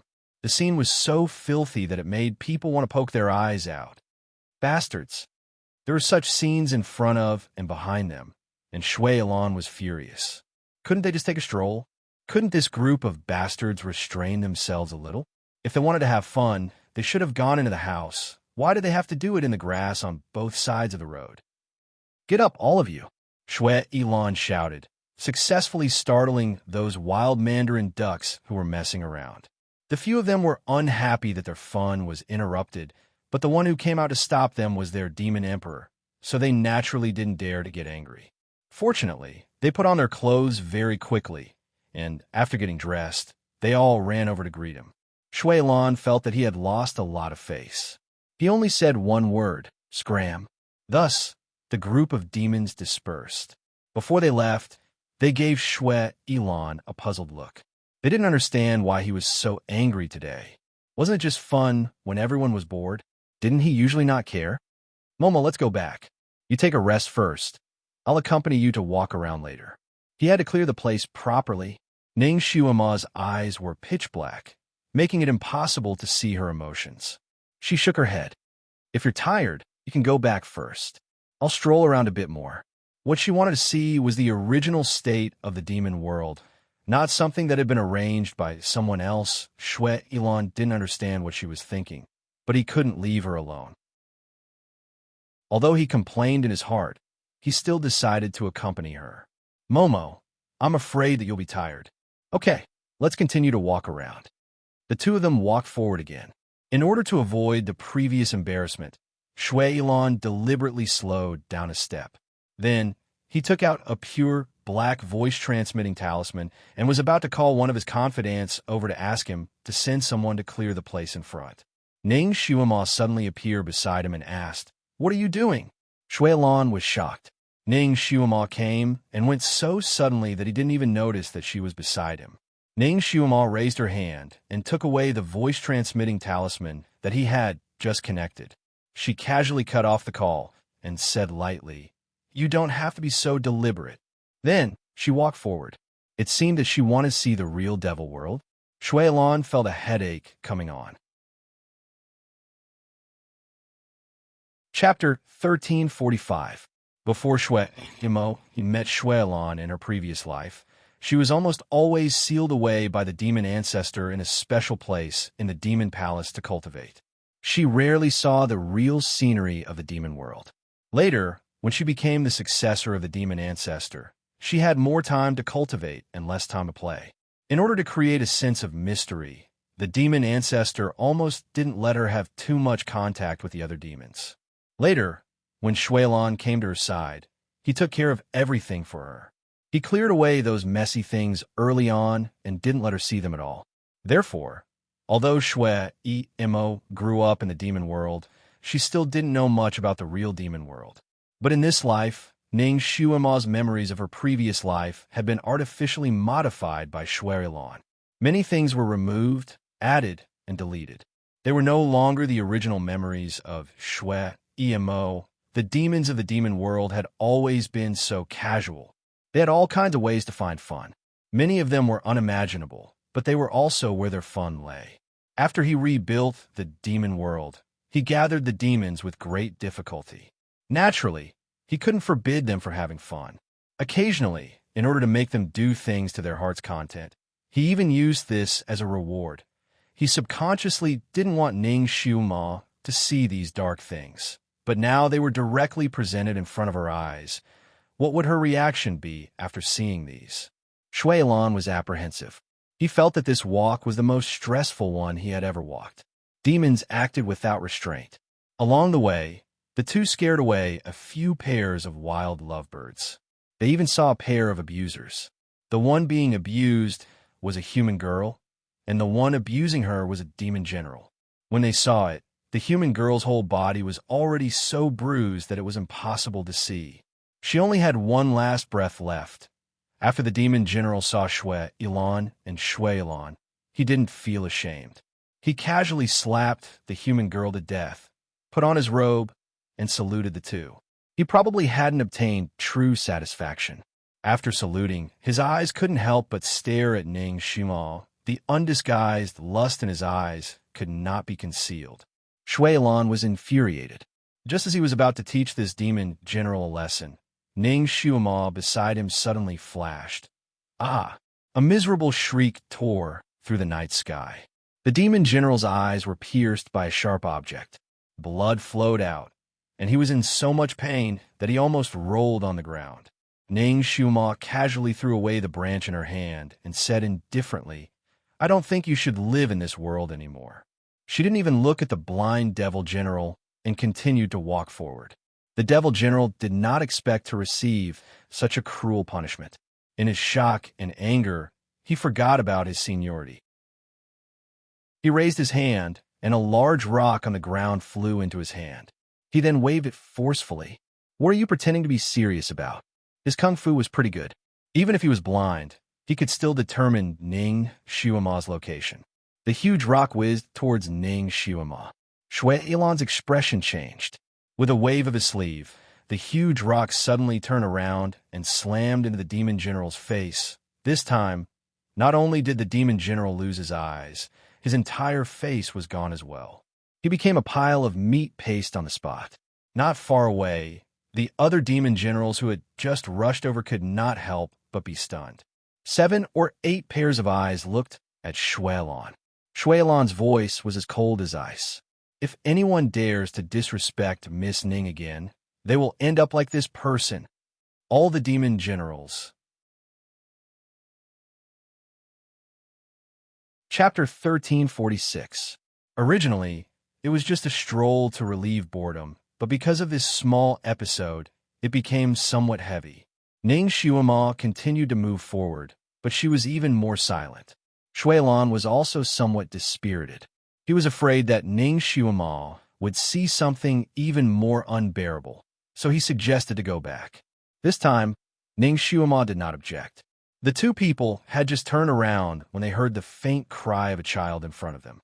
The cry was mournful and startling. "Mother, I want to find Mother, woo-wah." Ning Shuama's body stiffened. This child's cry was quite similar to Hong Ti's. Her figure rose and flew forward. Shuilan was unable to hold her back. His expression changed, and he could only follow. 8 devil generals were currently sitting around 2 large tables, drinking wine and eating meat. Their wine was actually normal wine, but the dishes, after Ning Shuama saw the dishes clearly, her stomach immediately churned. Hearts, still beating hearts, steamed beauties, and several white and chubby children were lying dead on the side. The most shocking thing was the dish in the middle of the table. A child's head was shaved and imprisoned in the round hole in the middle of the table, twitching. His skull was already delicious. "It's really too delicious," all the devils praised. After eating 2 mouthfuls, they seemed to feel that the atmosphere was not right.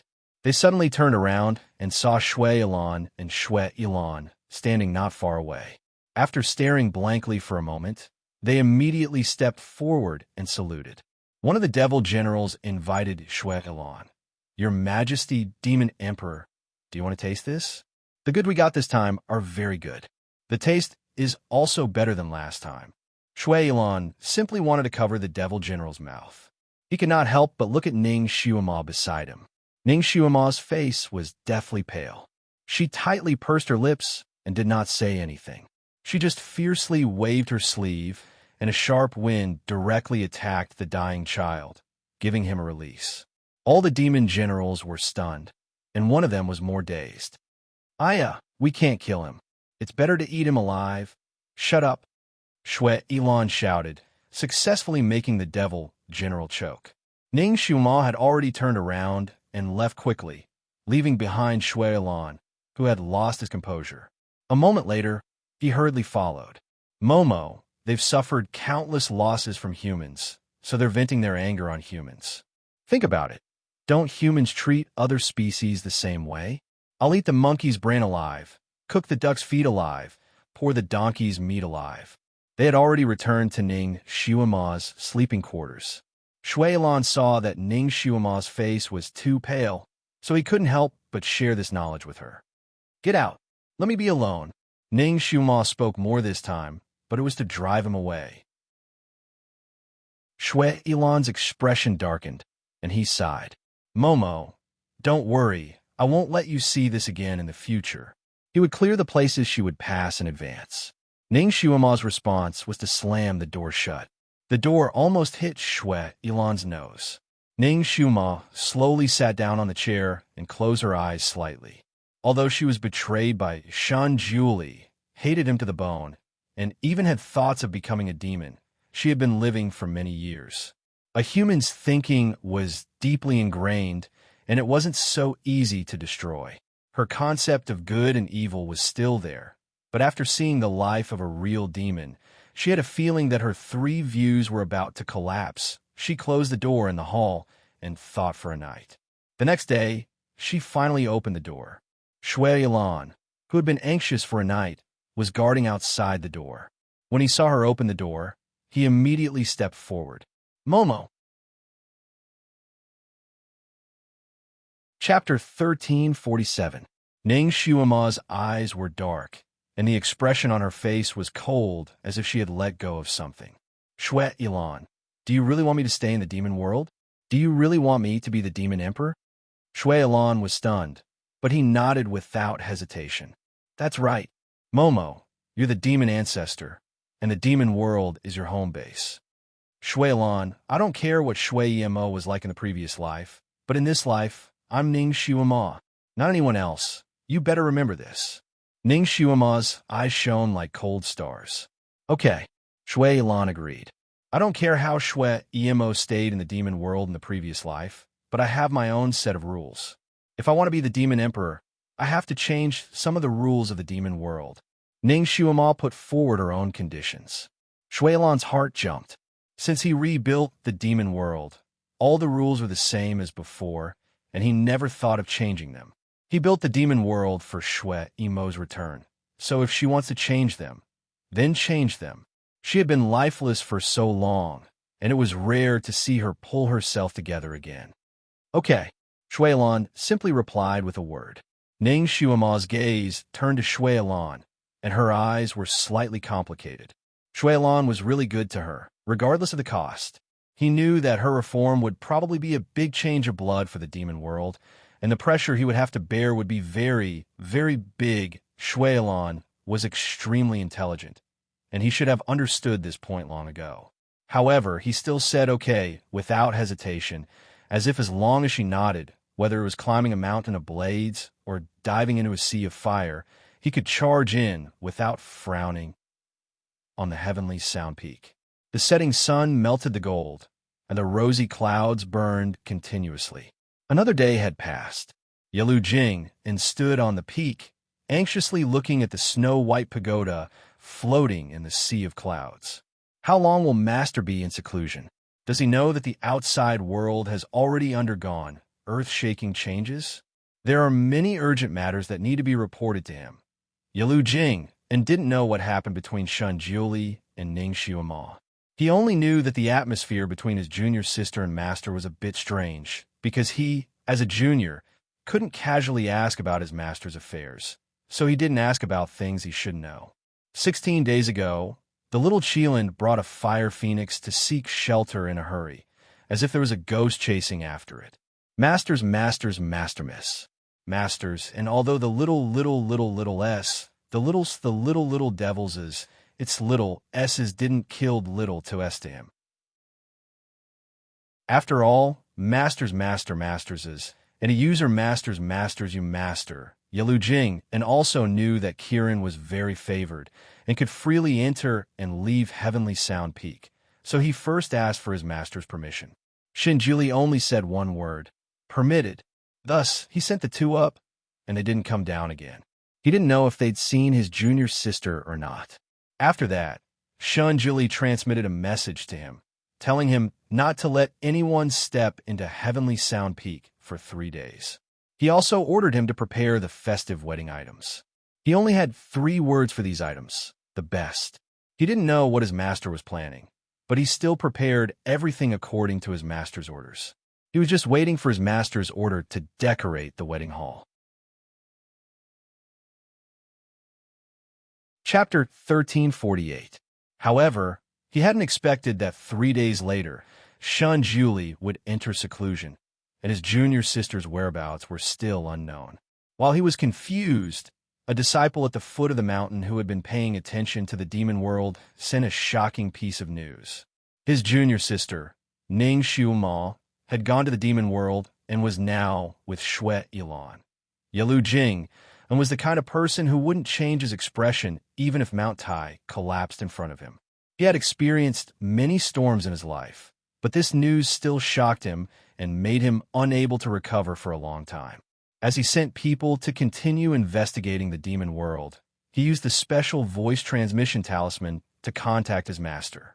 However, Shun Jili didn't seem to have any intention of picking up. He tried for 3 days, but there was still no news from his master. Yalu Jing steeled his heart and went up the mountain to take a look. He arrived outside the White Tower where Shun Jili was cultivating in seclusion, but he didn't dare to disturb him. This was because Shun Jili had previously instructed that no one was allowed to disturb him when he was cultivating in seclusion in the White Tower unless he took the initiative to contact someone. While Yalu Jing was pacing around outside, a woman's clothes fluttered up not far away. It was Fairy Yunxi, who had been visiting the Sun Moon sect frequently recently. Fairy Yunxi's expression was somewhat solemn. After hearing about Shun Jili's situation from Yalu Jing she took a deep breath and said loudly to the White Tower, Dizun, Yunxi has an important matter to discuss with you. She shouted 3 times in a row, and the White Tower's doors finally opened slowly on both sides. Shun Jili walked out slowly, stepping on the sea of clouds in the void and arriving at the mountain peak. He didn't wear a mask this time, but there wasn't much expression on his face. Yalu Jing, and vaguely felt that his master's aura seemed to have become much colder. He hurriedly went forward to greet him. Shenjuli only nodded slightly at him, indicating for him to stand up. Then he glanced at Yunqi. "What's the matter?" Yunqi glanced at Yalu Jing. Yalu Jing was a tactful person, so he immediately tried to think of a way to avoid this. Unexpectedly, before he could say anything, Shenjuli said, "There's no harm in speaking." The meaning was naturally that Yalu Jing was not allowed to evade. Therefore, Yalu Jing stayed put and acted as a third wheel. There was a flash of sadness in Yunqi's eyes. However, she was here to bring some breaking news to Shenjuli, so she didn't care about the details. She took a deep breath and finally revealed the explosive news. Dizun, Yunqi just found out that the demon realm has a new demon monarch. It is said that it is Lady Ning. After she finished speaking, she couldn't help but stare at Shenjuli, expecting to see shock and anger on his face. However, she was finally disappointed. Shenjuli's eyes only darkened slightly, but his face was still as calm as water. He replied her with a single word, "Oh." Yunqi was speechless. She felt as if she had used all her strength to throw a punch, yet she had ended up punching a ball of clouds. This wasn't an ordinary feeling of emptiness. She opened her mouth, as if she wanted to say something, but she couldn't find the words. "Is there anything else?" Shenjuli's voice was as calm as water. "No, nothing else. Oh, that's right. Dizun, my injuries have completely healed." She fluttered in a circle. Shenjuli nodded slightly, indicating that he understood. Then, he said something that made Yunqi's pretty face turn pale. "Since there's nothing else, you can leave. Jing, see the guest out." Chapter 1349. Yunqi was speechless. She coughed and turned to ask Yalu Jing, and casually, "Jing, what's going on with your junior sister? Why is she associating with demons?" Yalu Jing smiled and bowed. "Jing doesn't know. Fairy, please." Yunqi choked. She'd originally wanted to get some information out of Yalu Jing, but she hadn't expected her to be so tight-lipped. She asked a few more questions, and Yalu Jing answered politely. However, every word was just a formality, and she didn't reveal any gossip. Yunqi had no choice but to leave. She just turned around when Yalu Jing suddenly thought of something. "All right, I forgot something. Some of your things are still with me. I'm returning them now. Fairy, please check and see if you've missed anything. My master said that there can't be the slightest oversight." He took out some miscellaneous items from his storage bag. They were all things Yunqi had used when she was recuperating, such as an ivory comb, a water chestnut mirror, a powder box, a crystal hairpin. Yunqi's face turned green and white. She forced a smile, put away those things, and turned around to leave. Yalu Jing bowed and sent her off. Her etiquette was extremely thorough, but her eyes flashed with disdain as she watched her leave. It was said that this fairy had been seriously injured while helping her master retrieve something.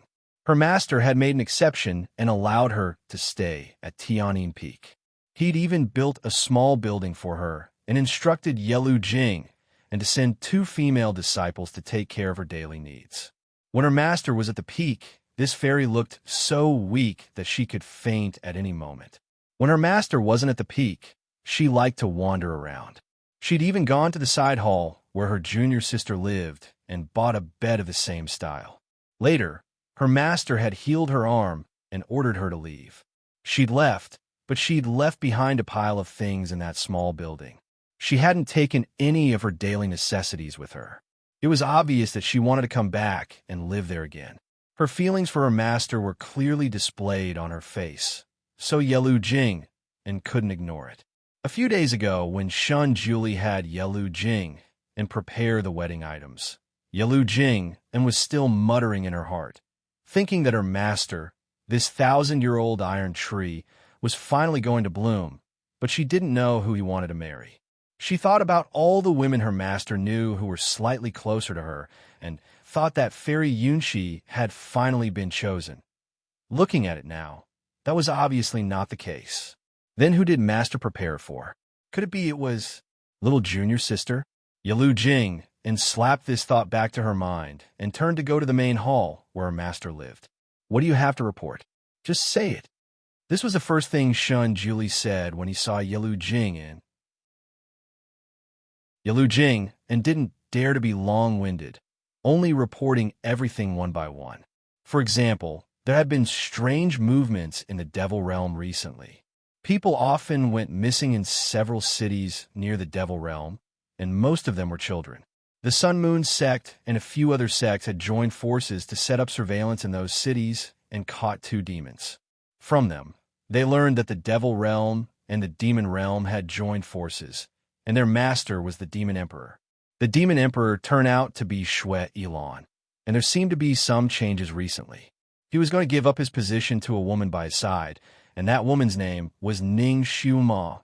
Yalu Jing, and secretly checked her master's expression as she reported. Shun Julie's eyelashes were lowered, and no expression could be seen. He only said, "Continue." Chapter 1350. Yalu Jing, and clench your teeth. The other sects are furious, and there are already several sect masters who have sent people to the Sun Moon sect to demand an explanation. Master, is that girl really junior sister? So what if she is, and so what if she isn't? Shen Julie's tone was cold. Yalu Jing, and was moved. Is she really junior sister? Junior sister is definitely not a demon. If she went to the demon world, did Master send her to be a spy?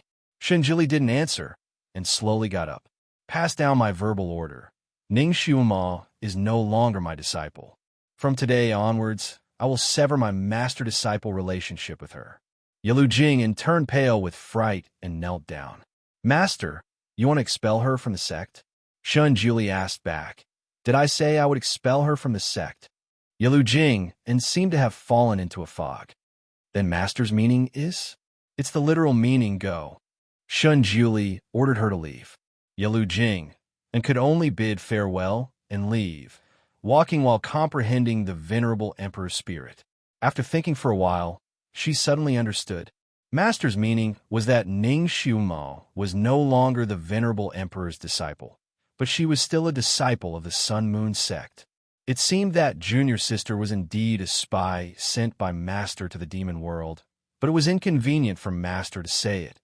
However, Master's verbal order had to be spread throughout the world, or else it would be very unsafe for junior sister to be a spy there, and it would be easy for her to be criticized by the people of the demon world. Once this verbal order was spread, junior sister's position in the demon world would be stable. But the other sects wouldn't let her go, and when the time came, there would be a rain of blood. It seemed that he still had to make arrangements to secretly send people to protect junior sister's safety, and not let others bully her. Otherwise, Yalu Jing would lose face. How should this verbal order be passed down so that the other sects wouldn't dare to act rashly? Yalu Jing understood the venerable emperor's spirit and began to ponder the most important question. As expected of someone who had led the Sun Moon sect for many years, he wasn't an ordinary deep-fried dough stick. After thinking for a long time, he finally thought of something. His eyes lit up, and he hurriedly went down to pass on the ancestors' instructions. Shun Julie stayed in the side chamber, where Ning Xiuma was for a full 6 hours. After 6 hours, he came out and summoned Yalu Jing again. He said faintly, "Clean up this side chamber. Don't leave anything behind." He turned and left. Yalu Jing stared blankly. The ancestor's order was the same as what he'd said to Yunqi back then. Clean up everything in the building. Now that Yunqi's small building had been demolished by the ancestor, could this side hall be demolished as well? In that case, where would junior martial sister Xiuma stay after she returned? Yalu Jing walked around the side chamber and found that the things here were truly lacking. She couldn't help but sigh. When Ning Xiuma went missing for 10 years, everyone thought that she had been completely killed. They were afraid that their master would think of her when he returned, so they followed Wu Mo's instructions and cleaned up everything that belonged to Ning Xiuma. Later, when Ning Xiuma returned, because she came and went in a hurry, she didn't leave many things in this side chamber. There were only toiletries, a few sets of clothes, a few beaded flowers, and a few pieces of jewelry. Now, all these things were left alone, giving people a sense of desolation for no reason. Yalu Jing tidied up all these things and placed them in a suitable place. He was prepared to return them to Ning Xuema when she returned victorious. In order to eliminate the wariness of the Devil Realm's demons towards Junior Marshall's sister, Master really put in a lot of effort. However, what would Junior Marshall's sister's reaction be when she heard that Master had severed their master-disciple relationship? Chapter 1351. In order to eliminate the demon's wariness towards Junior's sister, Master really put in a lot of effort. He understood. Thus, Yelu Jing added an extra clause to the original order, hoping to achieve the best result. Suddenly, an explosive piece of news spread in the not-so-peaceful Jianghu.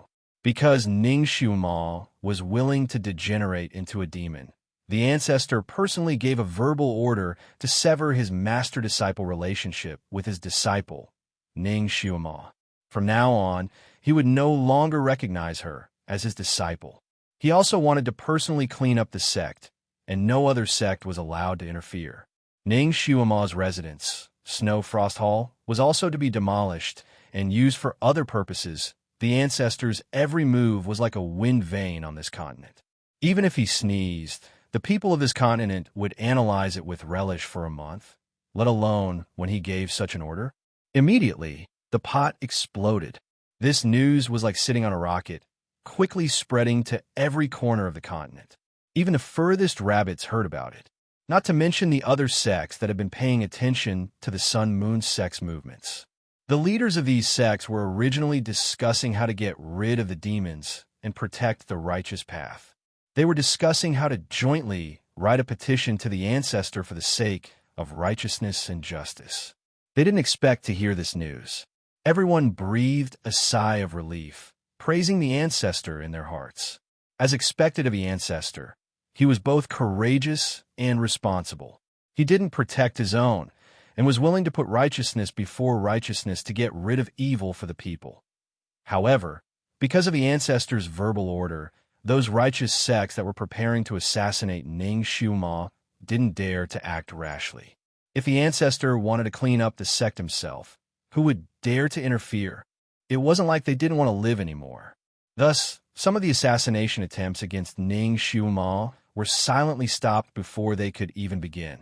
The Jianghu, which had been surging with undercurrents, once again regained its calm. The demon realm, which had been eyeing the Sun-Moon sect covetously, naturally also heard this news. Of course, it also quickly reached Ning Xuema's ears. When Ning Xuema first heard this news, it was at dusk in the afternoon. She and Shuilan were taking a walk in the garden. She inadvertently heard the two demonesses talking about this gossip. I heard that the sovereign of the Sun-Moon sect has ordered Lady Ning to be expelled from the sect. I heard about it too. It is said that the ancestor is going to personally hunt her down and destroy the side palace she used to live in. It seems like the ancestor is serious this time. Of course it's true. Have you heard that Dizun once accepted a female disciple called Yi Qingwan? Later, for some unknown reason, she was expelled from the sect. It seems that the ancestor still gives Yi Qingwan face. At the very least, he didn't hunt her down and let her live a comfortable life. He also turns a blind eye to some of her actions. But he doesn't give Miss Ning any face at all. It should be because Miss Ning wants to join our demon and devil realms, right? Although the venerable sovereign usually doesn't care about the affairs of the three realms, he is still an immortal after all. He still has his bottom line. Don't you think it's strange? The ancestor only accepted 2 female disciples. I didn't expect that both of them would be expelled one after the other. It seems that the ancestor was destined not to have female disciples. AI. It's just that the ancestor is too powerful and too dazzling. Any woman would like him. And his 2 female disciples are as beautiful as flowers and jade. It's inevitable that they would have some thoughts about their master.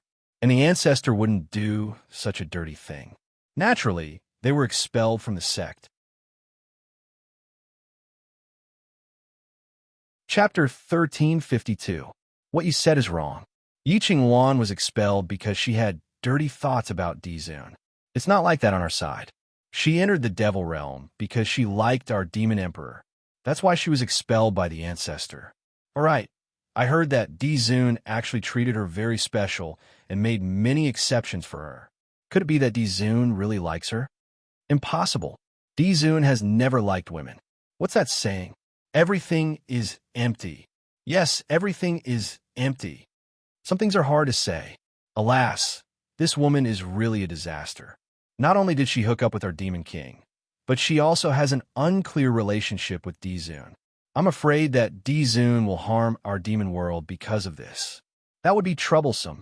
Yes, a woman who looks like a flower vase is sitting on our Demon King's seat.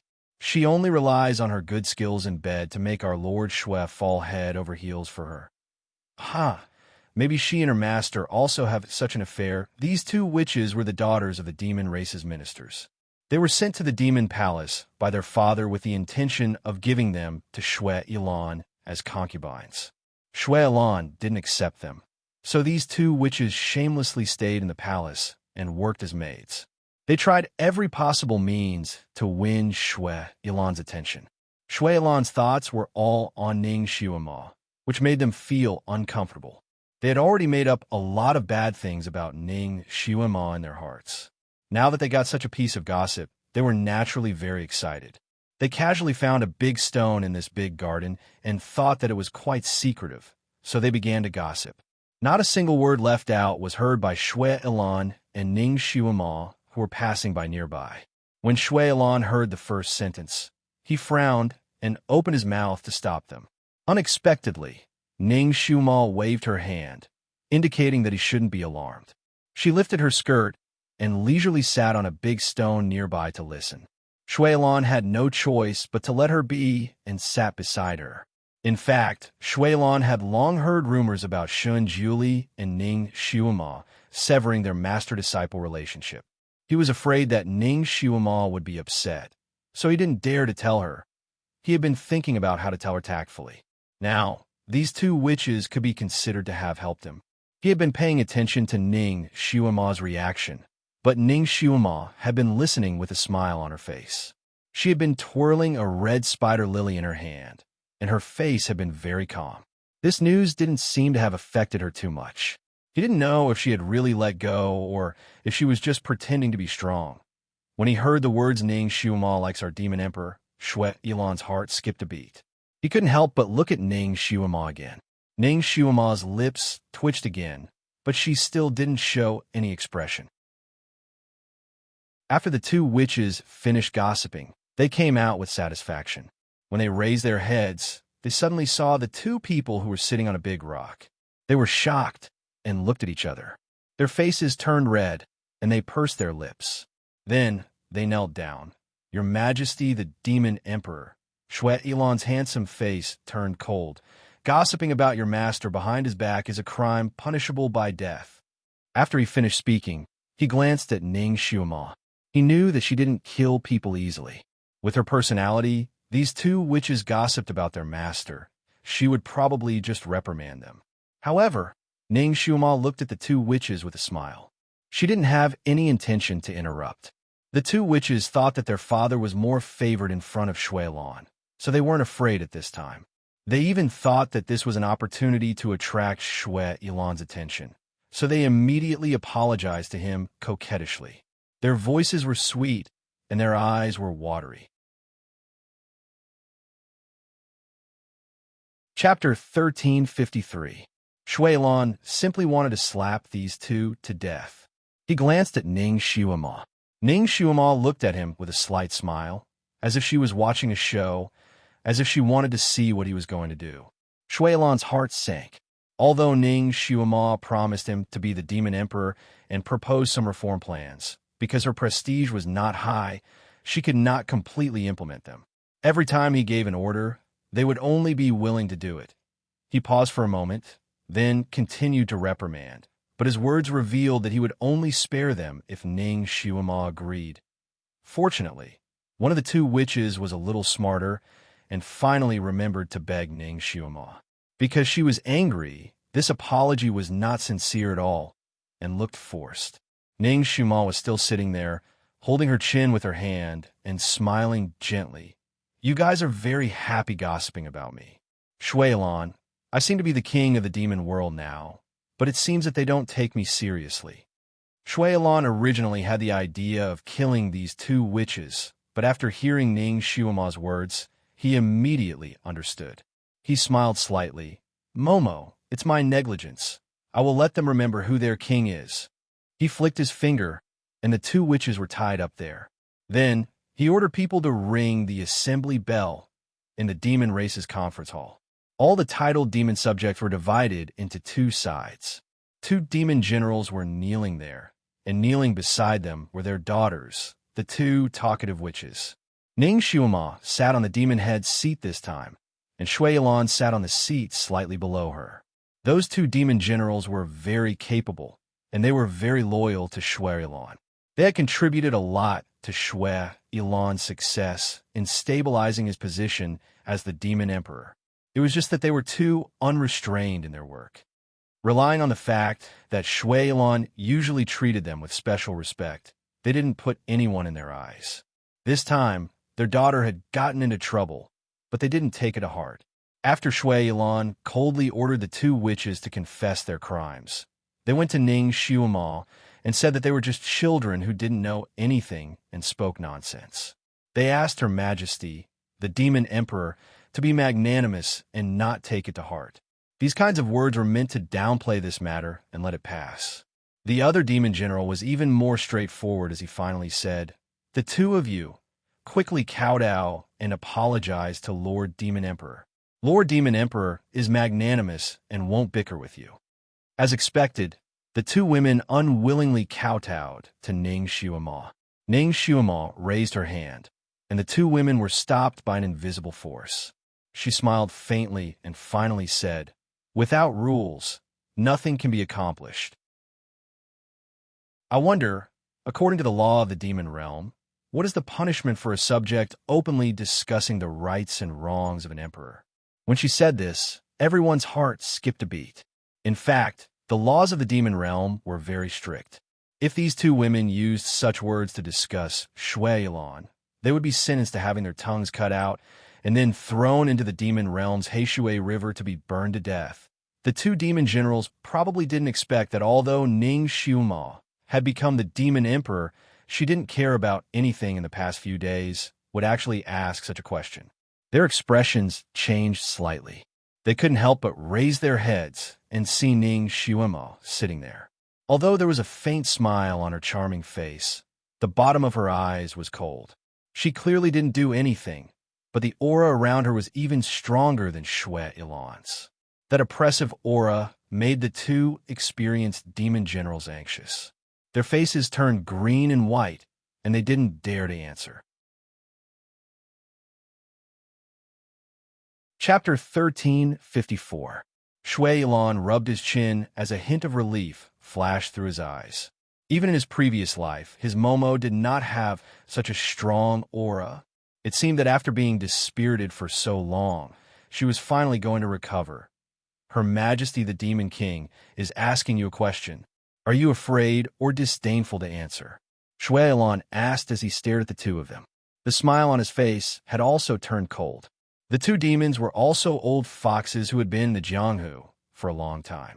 Now that things had developed to this point, the two of them understood that the new Demon King was using them as bait to establish her might.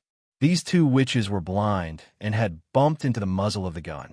At this point, they could no longer protect their daughter. Otherwise, they would be implicated and punished as well. The two demons did not have a deep relationship with their daughter to begin with. At this time, they naturally chose to abandon the rook to protect the king. They immediately bowed respectfully to Ning Shuima. Your Majesty, it is our fault for not teaching our daughter properly and offending your Majesty's might. We will act according to the laws of the demon race and punish the two of them severely. The two witches who were still unconcerned and rolled their eyes at Ning Shuima earlier were dragged away. When they were dragged away, they wailed like ghosts and howled like wolves. They desperately begged in the direction where Ning Shuima was sitting. This time, they were sincere and did not add any lies. Unfortunately, it was already too late. This small episode passed just like that. This show of killing the chicken to scare the monkey finally made the demons understand who was the real master of the demon realm. They also understood that this delicate-looking little girl was not to be trifled with. Once they offended her, even the heavenly king would be punished. Thus, the demons became much more obedient. They were more respectful towards Ning Xiuma and no longer treated her as a dispensable puppet. Ning Xiuma was also strange. She still did things her own way. Although she was the demon king, she was still like before. Every day, she spent more time cultivating and less time coming out. Over time, the demons in the demon realm also knew a rule. This demon king did not like to care about the matters of the demon realm. Usually, as long as they did not provoke her, they could still live their lives peacefully. The one who was truly in charge was still Shuelon. Thus, the Devil Assembly regained their joy. Although the demon realm was rich in demon chi, it was extremely scarce in resources. Therefore, the demons basically had to go out and steal for food and clothing. They were particular about the principle of taking things. Killing and arson were easier and more common than eating cabbage. This naturally attracted the pursuit of human cultivators.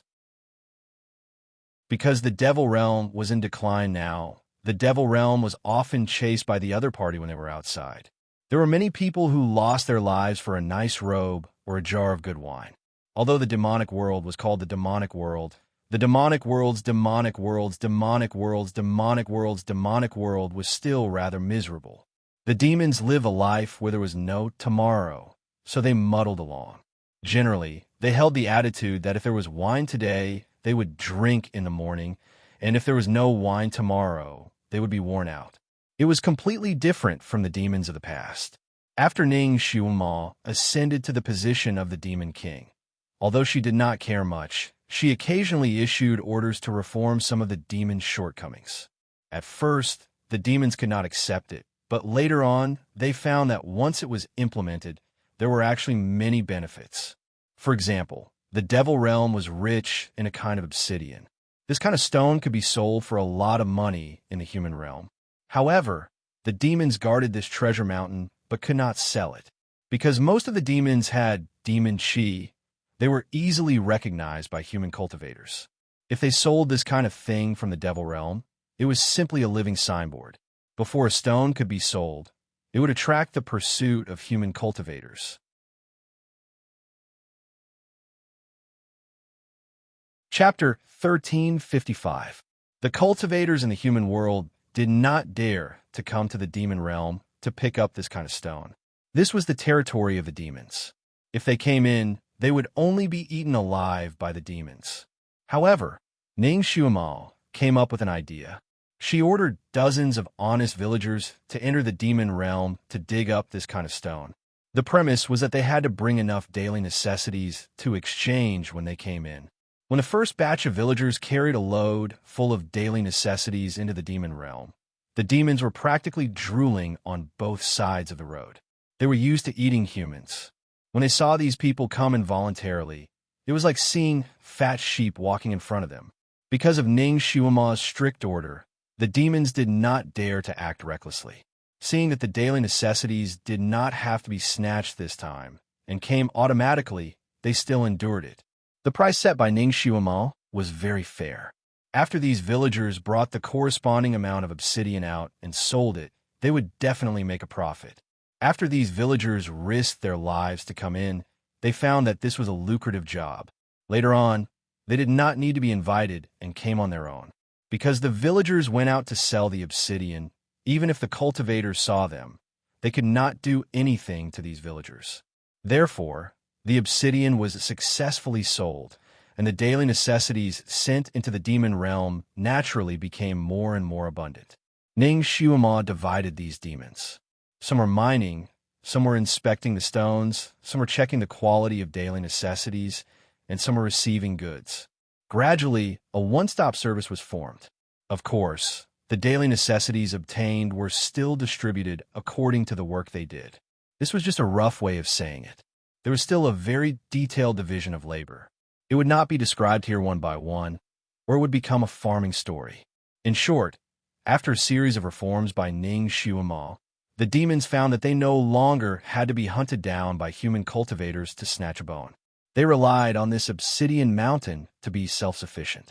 The probability of being hunted down was greatly reduced.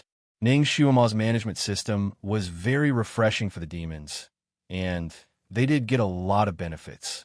Therefore, unknowingly, their previous rejection of Ning Xuema changed to acceptance. They were also willing to implement the rules that she had promulgated. 2 months. In just 2 months, the atmosphere in the demon realm changed greatly. People died for wealth, and birds died for food.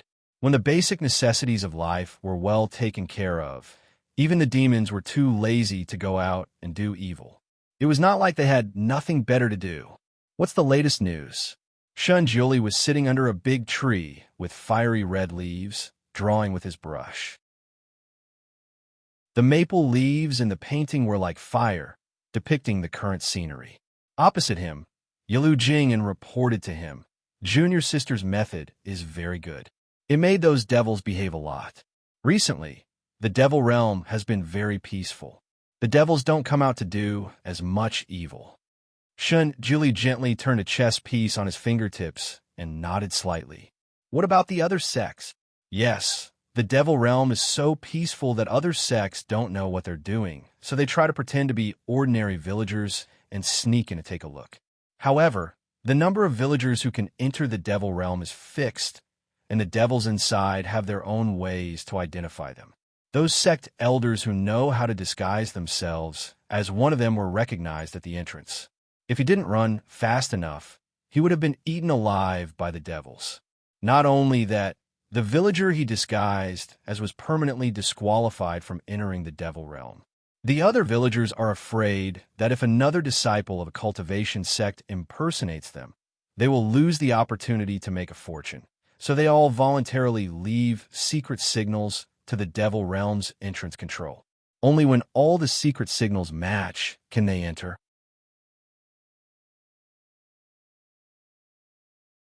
Chapter 1356. Shun Jiuli asked a few more questions, and Yalu Jing, and reported them to him one by one. Recently, his master had been very concerned about the demon realm, so Yalu Jing and used all his information networks to inquire about the demon realm. This way, he could answer his master's daily questions. Yalu Jing and had secretly complained that his master didn't care about anything for many years. He secretly sighed. He had been the ancestor's disciple for so long, but the chances to see his master's face were pitifully few. He only saw him 3 to 5 times a year. Now he didn't complain. The frequency of him seeing his master was so high that it made people's hair stand on end. He could see him once a day. Before leaving, Yalu Jing suddenly thought of something. "Master, 2 months ago, the wedding items that Master ordered disciple to prepare, burn them." Shun Jiuli's short 3 words ended the fate of that batch of things. "Yes." Yalu Jing agreed. He didn't say anything else and turned to leave. After taking a few steps, he seemed to think of something again. He turned to look at his master, wanting to say something, but hesitated. Shun Jiuli was impatient. "What is it now?" Disciple heard a rumor. Little junior sister and Shui Ilan recently left the demon realm to play. Pa. A drop of ink fell on the rice paper. He originally wanted to draw a leaf, but it dyed a mountain rock red, like blood. Shun Jiuli's brush paused and casually dyed the drop of ink. "Where do they go?" "This. I haven't found out yet. Disciple is sending people to investigate." Shun Jiuli didn't say anything else and continued to draw with his head bowed. Yalu Jing saw his brush move like a dragon and finally couldn't help but say, "Master, I heard from the demon realm that their good news is near. The demons have already begun to prepare for their wedding." Shun Jiuli's brush paused for a moment, and a big red mark appeared on the red maple tree that was originally dense with leaves. Yalu Jing pretended not to see the red maple tree that had been drawn out of shape and finally left. Shun Jiuli stared at the drawing on the stone table for a moment. The red maple tree in front of him seemed to have turned into a girl's red dress. The wind blew, and the girl's dress danced. The girl's smile was like a flower as she played the pipa. He froze for a moment. This image had suddenly appeared in his mind and then disappeared. When he wanted to grab it, it had disappeared without a trace. He understood that this should be a scene of him and Ning Xiuma together before he lost his memory. It was just an image, and there was no way to connect the two. In the past, when he lost his memory, he would never remember the past. This time, some images flashed through his mind. Although he couldn't connect them together, they were all about Ning Xiuma 3,000 years ago. He was injured by Shui Emo, causing the death of his beloved disciple, Long Chuan, and losing half of the immortal world. Not long after he woke up from his grief, he sealed away all his memories of Shui Emo. He didn't expect that the seal would automatically split and become Wu Mo. His injuries were too severe, and he needed to sleep for 10 years to recuperate. Before he fell asleep, in order to prevent himself from repeating the same mistakes, he ordered that he would sleep once every 900 years. After he woke up, he would forget all the oracles from his previous life. He slept like this again and again, and he had long forgotten why he had ordered this kind of oracles in the first place. When Wu Mo died, the memories from 3,000 years ago came back. Only then did he remember everything. That injury also left him with the problem of returning to his youth once every 18 years. He had to cultivate on a 9th peak of Heavenly Book Mountain for 3 days before he could return to normal. Because he had lost all his previous memories, he didn't know where this strange injury came from. Chapter 1357. The reason why Shui Yemo was so attentive to him was because she wanted something. He already knew this, but he didn't know what she wanted. At first, he didn't care about her and was too lazy to ask, but later, he was too deep in the mud to ask. He was born as a god. Although he appeared to be indifferent, he was extremely conceited. He felt that since he had fallen in love with this little fox, then with his ability, he could also make Shui Emo fall in love with him and never return to the demon world. Shui Emo's body was special. He understood that his power would decrease if he married her.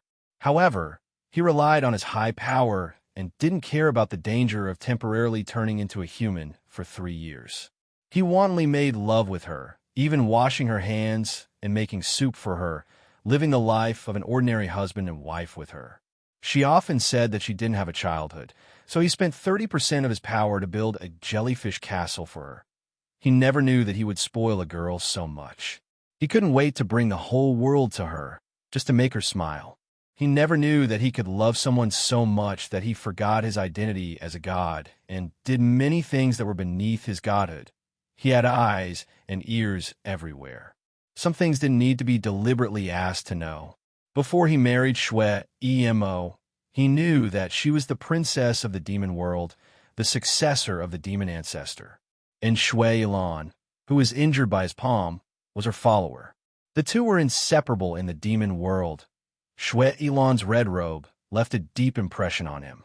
Therefore, after he learned about the relationship between Shui Emo and Shui Ilan, he subconsciously hated the color red.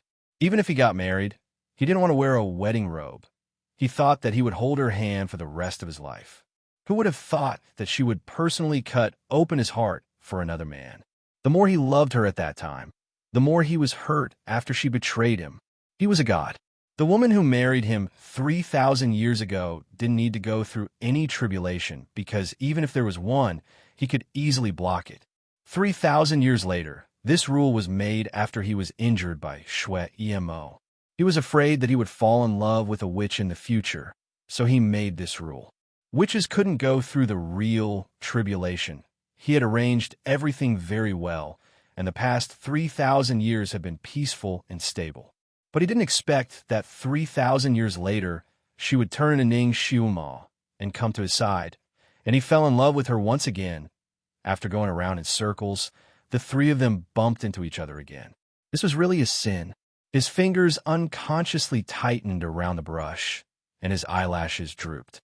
Suddenly, with a crack, the brush snapped and fell to the ground. The painting on the table also spontaneously combusted, turning into ashes in the blink of an eye. When the wind blew, not a single trace was left behind. These days, Shui Yilan brought Ning Xiuma to many beautiful places in different space-times. For example, the flower immortal country's 10,000-li sea of flowers. The entire world was a sea of flowers.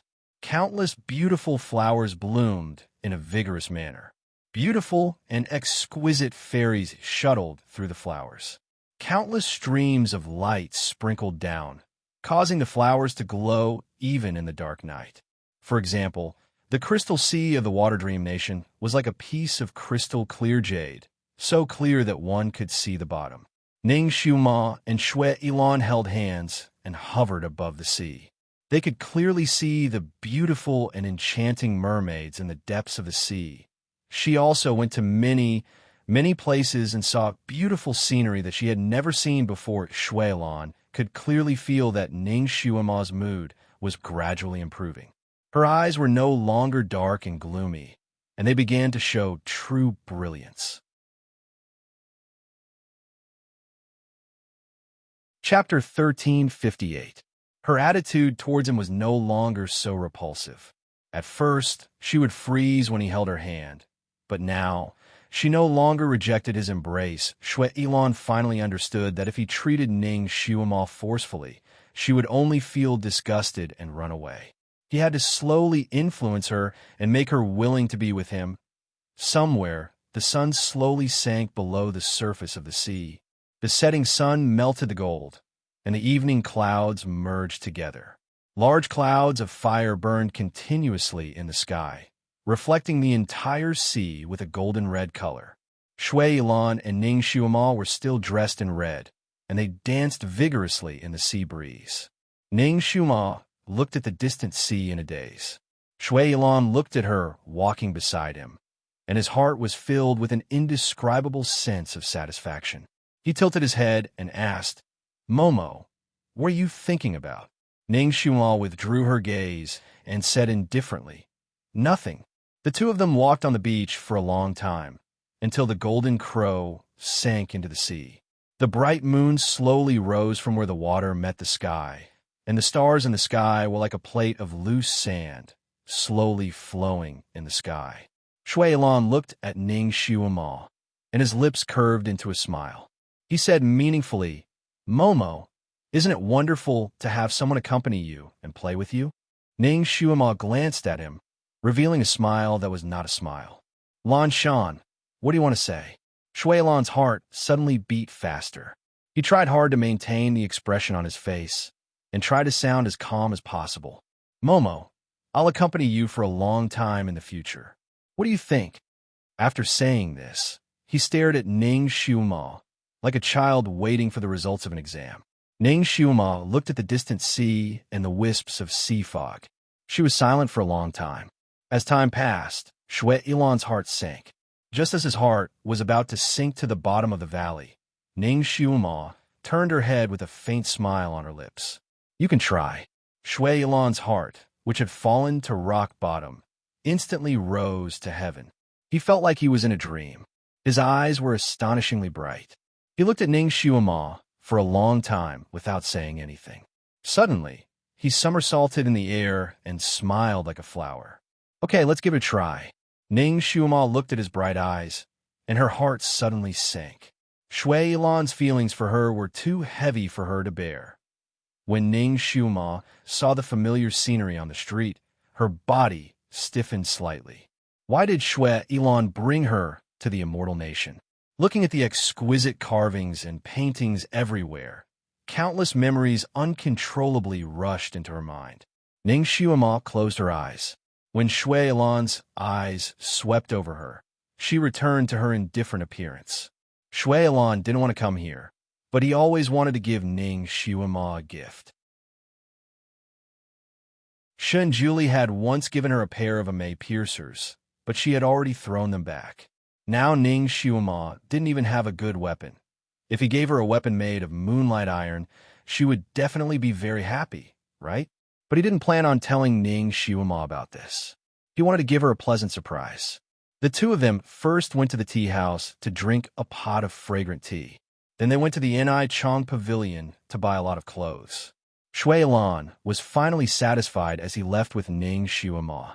As long as Ning Xuema's eyes stopped on something, he would spend a lot of money to buy it. Now he added a pile of clothes. Chapter 1359. Shui Lan had never thought that other than weapons, poisons, and charms would appear in his storage space. But now, looking at these small things, he was even happier than if he had obtained a peerless weapon. This was because he had already obtained a rare treasure. Whatever else was left was not worth mentioning. He only wanted to pamper Momo. The two slowly walked out of the city. There were fewer and fewer people, and the scenery became more and more beautiful. Shui Lan brought Ning Xuema around the outskirts of the city for a long time, as if he was looking for something. After a while, he finally stopped at a place. This was a relatively spacious area facing the sun. Behind it was a lush green mountain, facing the rippling water.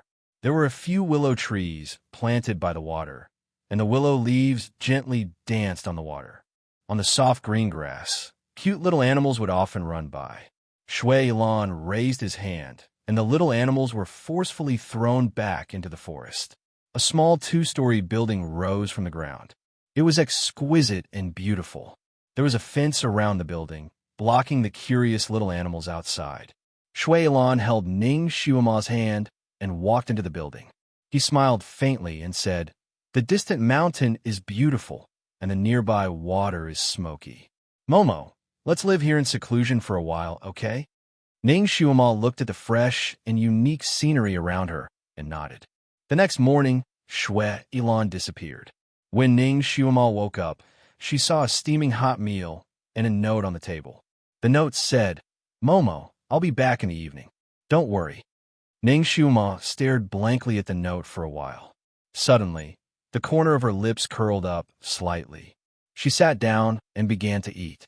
This should be the food that Shui Lan cooked. It was very delicious.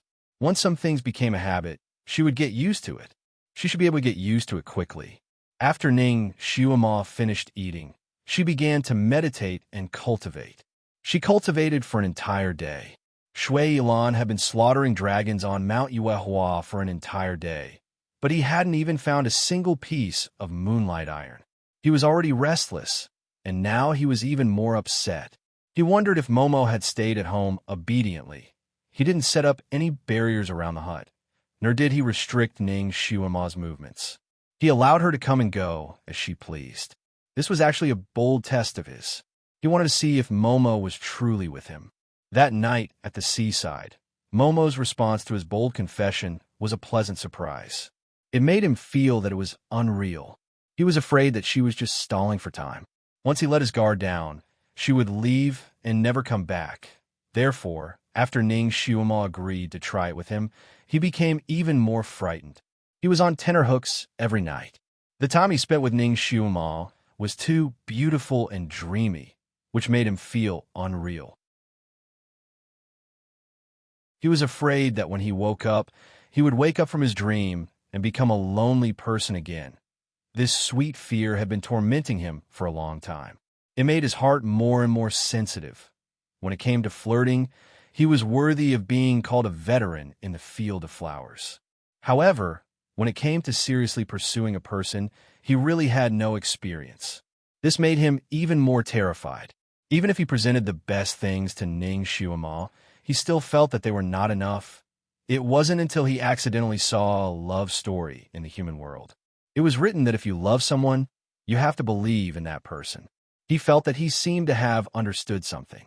In order to understand love more thoroughly and understand how to pursue a person better, Shui Lan had bought countless books and read them every night by burning oil in the lamp. Chapter 1360. This situation persisted until Ning Xuema inadvertently saw it and stopped. Because he still couldn't forget Ning Xuema's surprised and funny expression at that time. For the first time in his life, he felt embarrassed, so he burned the small book with a wooden face. but he had already memorized the contents of the book. If he loved her, he had to believe in her. Shui Yilan decided that he would try to believe in Ning Xiuma, believe that she was sincerely with him. So, he gave her enough freedom and respect. Her injuries had already healed. In a day, if she wanted to leave, she had enough opportunities to run away. She also had enough time to run to a place where he could never find her again. Would she have already taken the opportunity to leave him and run far away? Shui Yilan was distracted, and his robe was almost burned by the moonlight pterosaur's flame. His eyes darkened, and he raised his hand to deal with the moonlight pterosaur. There was still no moonlight iron. Thinking that Ning Xiuma might have left him and gone to a place he didn't know, Shui Yilan's mood became even more irritable. Looking at the sky, the moon was already hanging in the sky. Unable to bear it anymore, his figure flashed and turned into a red light flying towards the small house. What if Momo really left? This thought lingered in his heart, making his heart slightly tighten. As he got closer and closer to the small house, his heart became more and more tense, and his heart beat like a drum. Then he would dig 3 feet into the ground to find Ning Xiuma again and lock her in the barrier, not letting her have the chance to leave him again. Shui Yilan's eyes flashed with a red light, but as if he suddenly thought of something, his eyes darkened. He had once locked Ning Xiuma up for 10 years, and in exchange, she only hated him and fled. So he couldn't lock her up. He had to slowly reform her. Even if she left this time, he could find her and accompany her everywhere. It didn't matter if she left early. He could catch up with her and join her. Although he tried his best to comfort himself, his heart still sank when he saw the dark building without a single light. Did Momo really leave? Did she really abandon him and leave? His heart was about to sink into icy water. Lifting his feet, he stiffly approached the small building. Not in the courtyard, not in the hall, not in the training room, not in his own room. Shui Yilan searched through all the rooms except for Ning Xiuma's bedroom on the second floor. He slowly walked up to the second floor. His footsteps were so light that there was no sound. He gently pulled open the door to Ning Xiuma's bedroom, and what greeted him was darkness. The bedding was neatly placed at the head of the bed, and there was no trace of heat. Obviously, Ning Xiuma had been gone for a long time. She must have left without hesitation after he left. No matter how well he treated her, as soon as he left for a short while, she would leave him without any reluctance, making him unable to find her again. Momo, how can you be so cruel? Shui Yilan's heart ached terribly. He looked at the empty bed, and sorrow flooded him like a tide. Where should he go to find her? In a day's time, she might have already gone to another time and space. In this vast sea of people, where should he go to find her? After he found her, would she abandon him again? Shui Yilan felt that all his strength had been sucked away. His body swayed, and under the moonlight, his face became even paler, almost without any blood. You're tuning into the Romance Rendezvous YouTube channel. We're so grateful for your support, and don't forget to subscribe to join us on this incredible journey through captivating stories. Your generosity through donations truly makes a world of difference, as it's the primary source of revenue that allows me to expand and enhance this channel for you. Thank you from the bottom of my heart for being a part of this adventure.